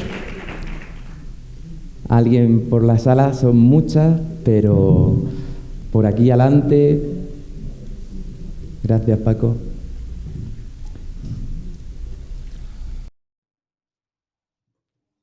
Hola, buenas tardes. Mi nombre es Rosa María. Yo vengo de la política y hay algo que me preocupa, que discuto mucho con mis compañeros de comunicación, y es que creo que muchas veces en la política, en las instituciones, se sigue dando demasiada importancia a la prensa tradicional y no nos damos cuenta que ahora los medios de la comunicación y la información es totalmente distinta. Y yo me peleo mucho con mi jefe de prensa porque siempre le digo que hay que calentarse la cabeza. Y pongo un ejemplo. Esta tarde he hablado con mi hija, que tiene 24 años y está fuera de España. Tenía un problema laboral de su trabajo. Ella se había conectado y ha estado toda la tarde escuchando podcasts sobre la palabra de Cristo. ¿Por qué? Porque le daba tranquilidad, pero no necesitaba ir a la iglesia, y lo enlazo con lo de la catedral esta. No, ella no ha necesitado ir a la iglesia a hablar con los sacerdotes para tranquilizar. No, ella se ha conectado, tiene un podcast que sigue y le ha dado la tranquilidad. Es decir, creo que los podcasts. Y luego otro tema que también creo que ahí la iglesia debe influir a través de esos medios, de esas nuevas comunicaciones y las plataformas digitales. Es decir, todos los jóvenes, pero no ya los jóvenes, sino los adultos, todos, ya vemos cada vez menos la televisión, vemos Netflix, vemos HBO, vemos Max. Y ahí hay mucho que hacer, creo que hay mucho que hacer. Tanto una política, que yo peleo, como la iglesia y como esa manera de influir, de llegar, ¿no? Y quería escuchar un poco lo que tenían que decir sobre ese tema. Bueno, hay varias cosas. O sea, de que el púlpito, hoy tenemos que va a ser beatificado un obispo norteamericano, que es uno de los grandes influencers de los años 50, ¿no? Y por la televisión. Hemos visto el fenómeno de los telepredicadores. En el dial de la televisión en Granada también tenemos telepredicadores. Yo creo que no, para mí no ese es el camino. Entonces, lo mismo que tampoco se puede uno confesar por internet, o se puede uno hablar con la inteligencia artificial, le cuento mis problemas o a ver cómo me responde. Yo creo que hay una cuestión. El cristianismo es encarnacional, es encarnación. Es Dios que se ha hecho hombre. San Juan en su primera carta, es más, San Juan Evangelista dice que aquel que niega que Jesús ha venido en carne sea anatema. O sea, en San Lucas y las apariciones de Jesús nos muestran que Jesús, su cuerpo resucitado, les pide de comer a los apóstoles.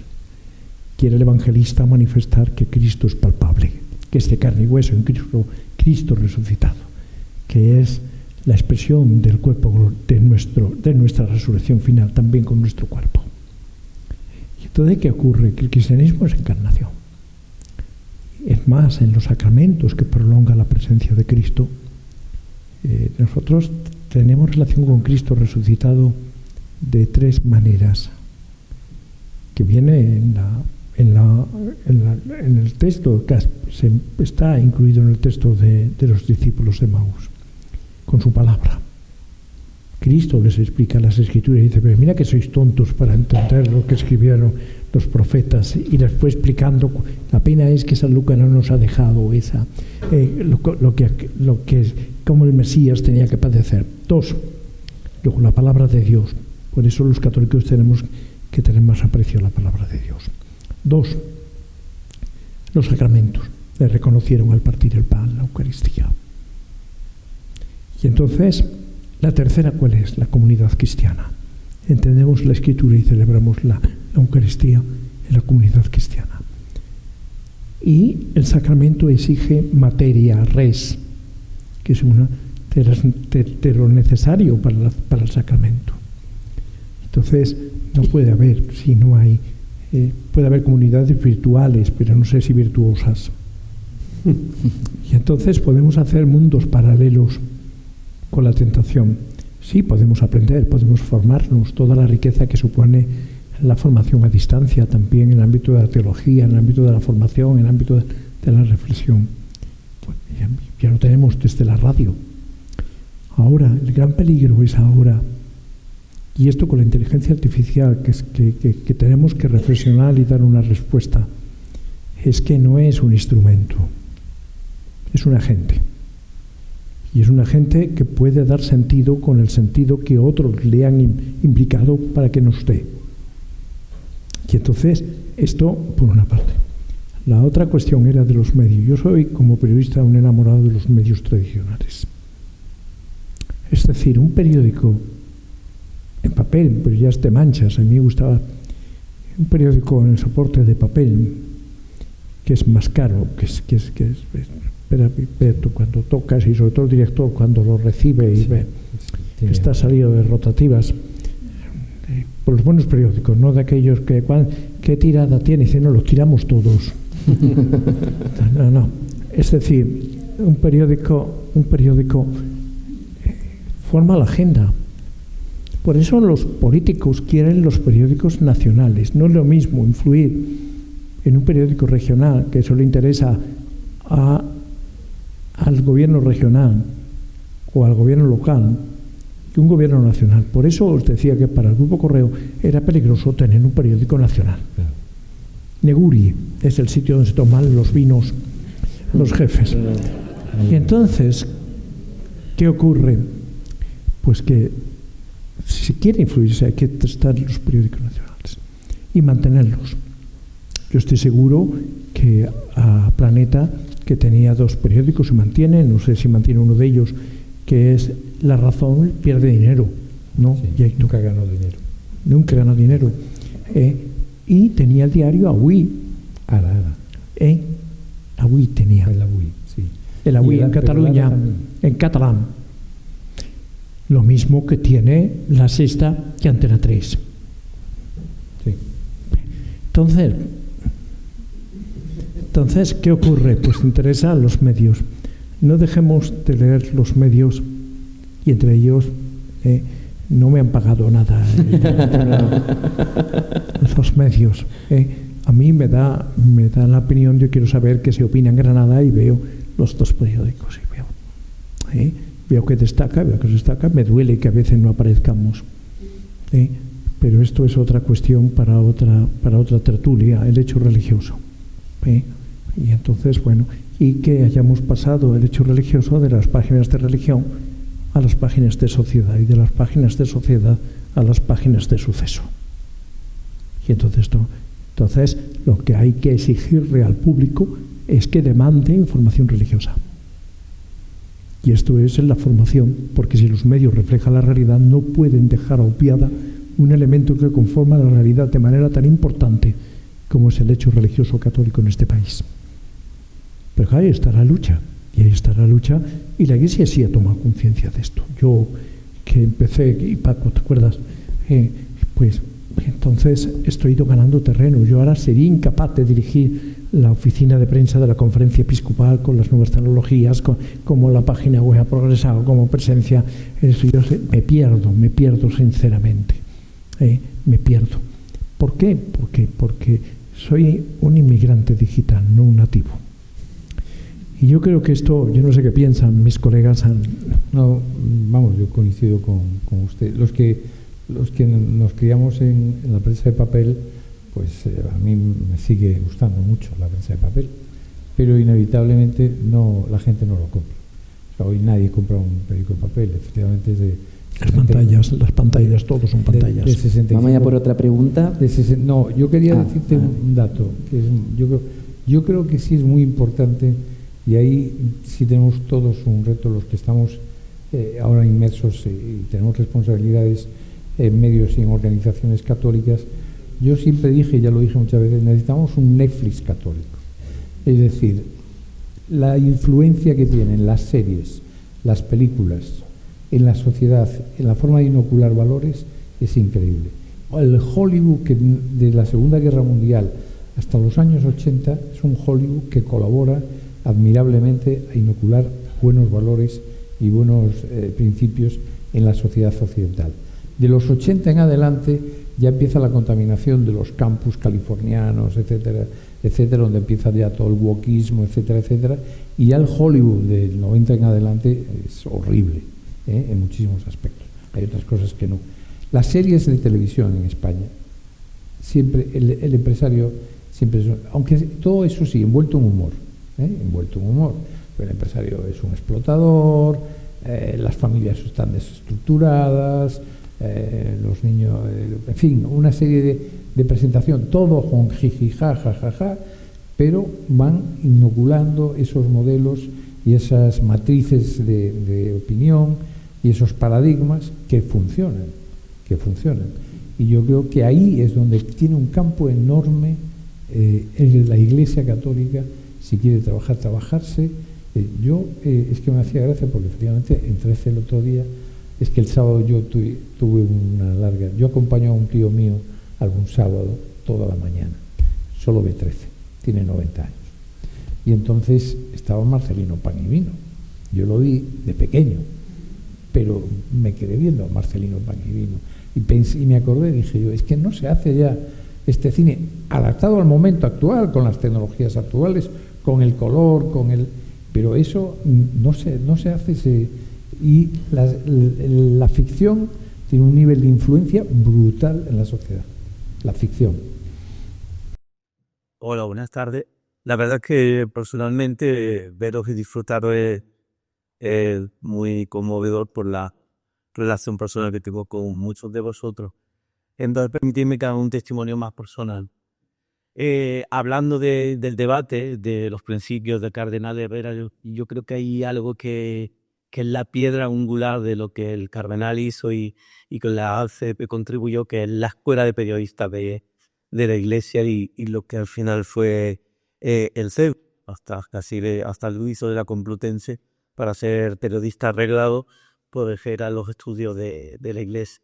Y yo, por lo que he aprendido, disfrutado y adquirido, la base fundamental de pasar por esa escuela de periodismo es que aprende periodismo haciéndolo, y luego todas las herramientas en humanidades que son fundamentales. A lo largo de mi vida, con 19, con 20 años, lo escuchaba y me lo decían, ha sido fundamental en mi vida todas esas herramientas para poder ejercer mi labor como periodista, a veces en medio, a veces en tu casa, a veces en tu comunidad o a veces yendo al paro.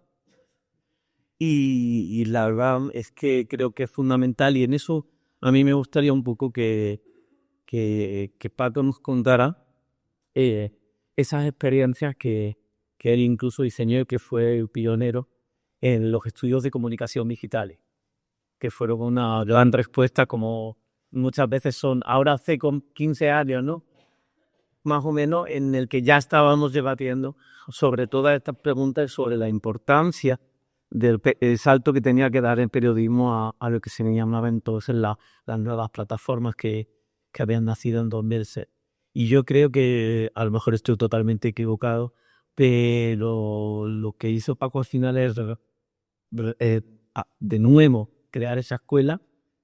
Acabó con un papel, se puso a crear un laboratorio, por decirlo de alguna manera, en el que yo creo que lo que más aprendimos es a no hacer un periódico cristiano, sino a ser periodistas cristianos.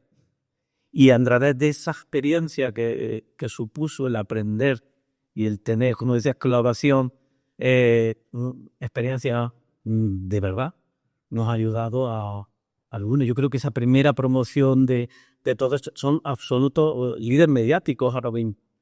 Y bueno, pues sí, Paco, podías compartir, yo creo que tiene mucho que ver con lo que se está hablando. Bueno, yo te agradezco mucho, Álvaro, este testimonio. Yo solo tengo que decir dos cosas de lo que tú acabas de decir. El CEU y la Asociación Católica de Propagandistas es una familia. Y al menos yo, cuando me pongo delante de las promociones de los estudiantes de periodismo, comunicación digital, no veo alumnos, veo personas a las que durante el tiempo en el que estoy con ellos les tengo que acompañar, como les acompañaría su familia, en algo que es fundamental para su vida, que es el desarrollo de su vocación profesional. Y esta idea es una idea que don Ángel dejó muy claro desde el principio. La educación es acompañamiento. O sea, la educación no es tecnología, que también se pueden utilizar las tecnologías. La educación no es pedagogía, que también hay que utilizar las pedagogías. La educación es acompañar a la persona con la que tú te has encontrado. Y después, respecto a la comunicación digital, hemos hablado mucho de los que se denominan legacy media, de los grandes medios, y no hemos hablado tanto de las redes sociales, por ejemplo, que están cambiando absolutamente nuestra concepción de la comunicación y cómo hacer las cosas. Y ahora estamos en la inteligencia artificial. Yo acabo de reseñar un libro de un profesor de filosofía de la Complutense, editado por Almuzara Universidad, La inteligencia de la inteligencia artificial, de la IA, la inteligencia de la IA, Miguel Palomo, que la verdad es que me ha horrorizado. No por la proyección que hace del efecto que la inteligencia artificial va a tener en nuestras vidas, sino por el que ya está teniendo. Y creo que esto es un proceso que tenemos que reflexionar mucho sobre él. Fenómenos como la anticipación que hace la inteligencia en la toma de nuestras decisiones diarias y va a hacer en la toma de nuestras decisiones diarias relacionadas con la libertad. Hablábamos antes de los algoritmos. Yo les digo a mis alumnos, tenemos que conspirar contra el algoritmo. A mí Netflix no me tiene que decir qué es lo siguiente que voy a ver porque he visto lo anterior. De hecho, yo juego a despistar al algoritmo del Netflix. A ver por dónde sale, ¿no? Entonces, las redes sociales ahora han cambiado el paradigma de la comunicación. Ahora, la comunicación es entendida probablemente acríticamente como una conversación. No son los grandes medios que te lanzan contenidos que influyen. No, ahora los jóvenes, las redes sociales, en este proceso que estamos, los nuevos medios, los streamers, los podcasters, todos estos, entienden la comunicación como una conversación en la que todos participamos de una forma o de otra y nos sentimos implicados. Por eso los medios que tienen éxito, es decir, que no iba la fórmula del éxito del debate, es Beito Rubido, pero también es la fórmula del éxito del debate, y esto lo dice Pepe Cerezo y lo sabe Beito porque se lo he dicho muchas veces, que es un gurú de la comunicación mundial, es crear comunidades donde tú profundizas en la relación con aquellos a los que no solo le estás dando contenido, sino que les estás generando una posibilidad de conversación contigo. Y cuanta más identificación hay entre el medio y la audiencia del medio, más puedes profundizar en ese proceso de conversación. Esto es lo que está haciendo el debate, ¿no? Bueno, esto es lo que hay que educar a los nuevos futuros. Pero a los futuros periodistas también hay que educarles en algo que tú has dicho que es fundamental, que es la formación cultural, humanista. Y termino, y esto don José María hizo referencia. Cuando yo era decano y presentamos la reforma de los planes de estudio, para que vean ustedes también a cuáles son las tormentas a las que nos enfrentamos, en una asignatura que introdujimos en los planes de estudio que se llamaba Grandes Libros, donde pedíamos a los alumnos, a los estudiantes que leyeran 2, 3, y eso lo hacemos ahora, 4 libros, sin los cuales uno no puede salir diciendo que es universitario del CEU. A mí se me ocurrió introducir, pues la retórica de Aristóteles estaba claro, pero a mí se me ocurrió introducir un libro que hoy está muy de moda entre nosotros y que muchos hemos vuelto a leer desde no hace mucho tiempo, que son las Confesiones de San Agustín. Y el funcionario de turno de la agencia de acreditación me devolvió la propuesta con la siguiente objeción: ¿qué pintan las Confesiones de San Agustín en un título de periodismo? Yo no voy a ir donde el funcionario a explicarle quién era San Agustín, qué son las Confesiones, por qué se escribieron Confesiones. No voy a explicárselo. Pero yo pensaba que los alumnos, al final, en el último curso, tendrían que leer las Confesiones de San Agustín para conocerse a sí mismos, fundamentalmente, y para conocer a los demás. Gracias. Yo estoy convencido que un periodista hoy no puede quedarse con los estudios de periodismo. A mí me mandó mi obispo a estudiar periodismo después de 9 años de cura, sin tener esa perspectiva en mi vida. Voy a enseñar a Navarra y me tiro los 3 años sin tocar bola de periodismo práctico. Hasta con estudio de oratoria clásica. Incluso teníamos una asignatura que cogió los viejos gurús, los viejos maestros de Pamplona, de Luca Bragnovi, y había una asignatura que era historia del pensamiento político. ¿Qué ocurre? Que los de algunas otras carreras pues se reían de periodismo, porque periodismo es una carrera y son unos estudios con permanente crisis de identidad. ¿Qué es periodismo? ¿Qué es estudios de periodismo? ¿Es la teoría o es la práctica?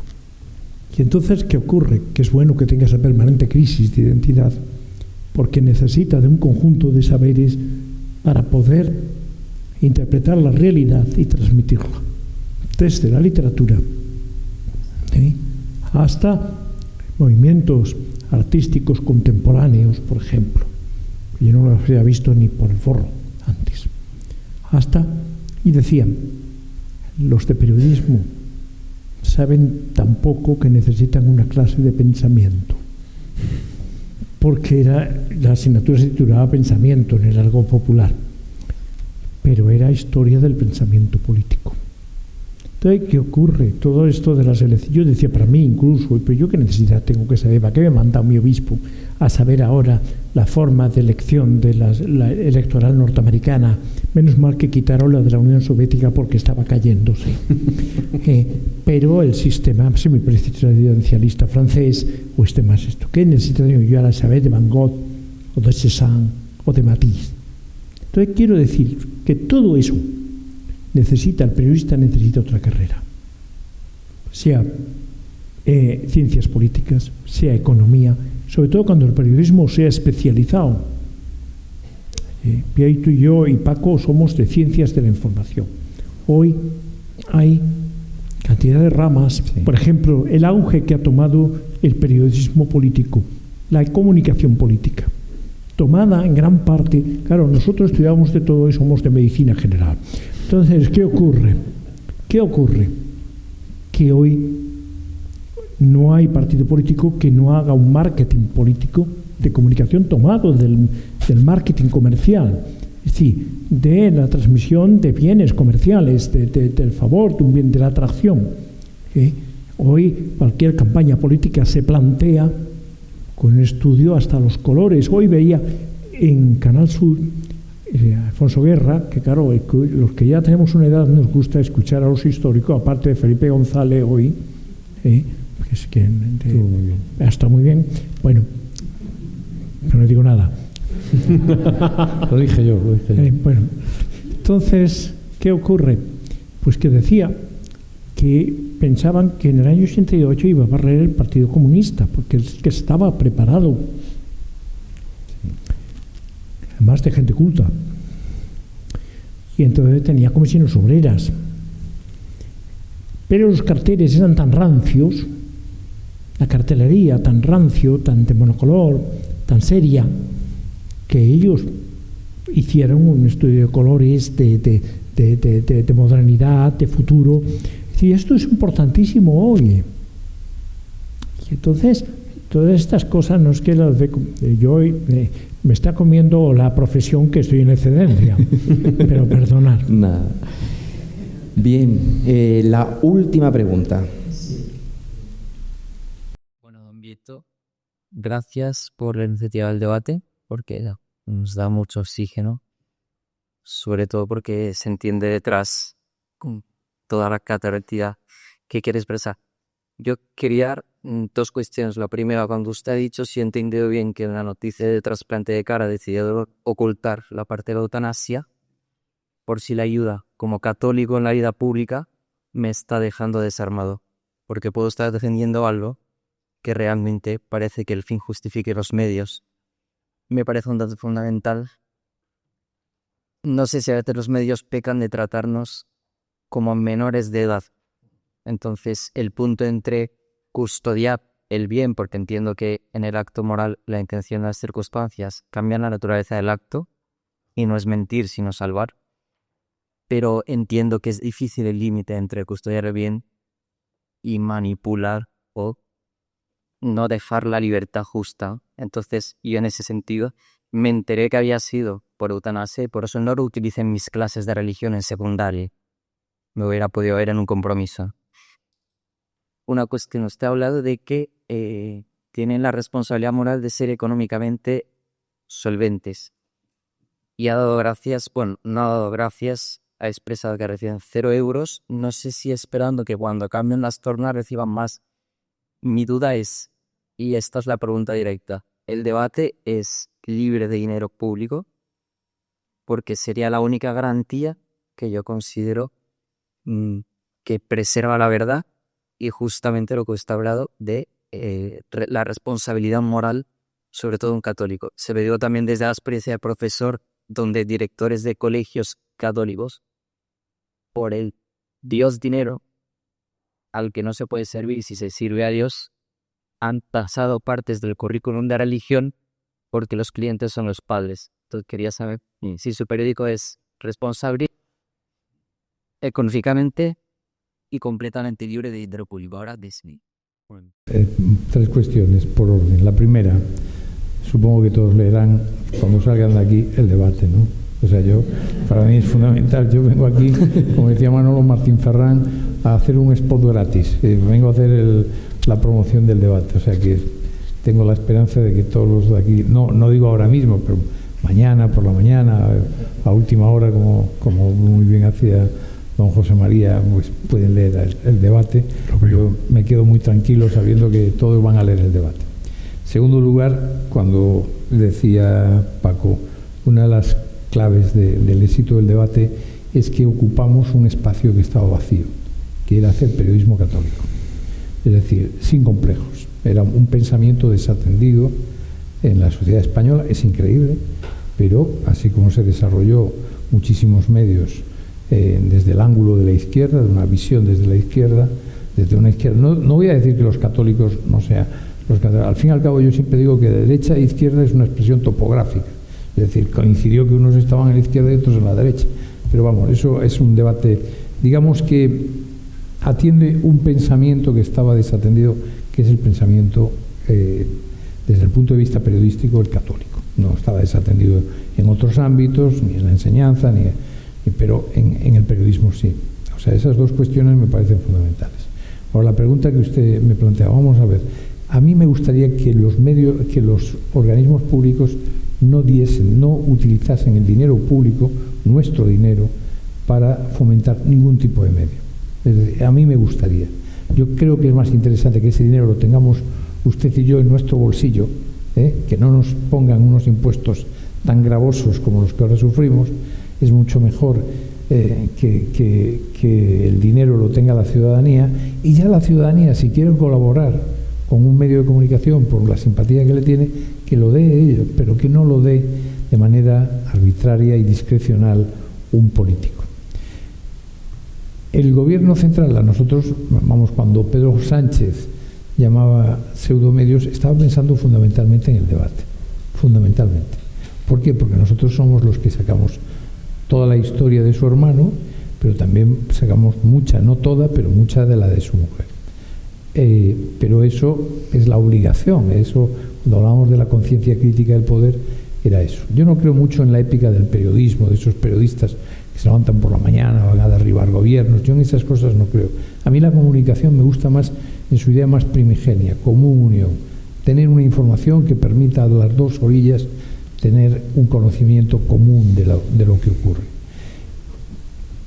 Pero no me gusta, y vuelvo a lo del dinero, que los gobiernos tengan que darle dinero. Mi experiencia personal, por ejemplo, Mazón, yo fui a comer con él, oye, nada, te vamos a dar mucho, nada, vamos a apoyar, no apoyaron nada, y seguimos apoyando. Yo sigo defendiendo a Mazón porque creo que nunca debió dimitir, es mi opinión. Si hubiese dimitido Pedro Sánchez, a continuación que dimitiese Mazón, pero nunca tenía que dimitir Mazón antes que Pedro Sánchez, porque tanta responsabilidad tenía Pedro Sánchez en lo que ocurrió en Valencia como Carlos Mazón. Pues todavía ayer me escribió, oye, gracias, y le contesté. Efectivamente estamos hoy haciendo un striptease aquí indebido, pero le contesté y le dije, y eso que no nos apoyaste nada.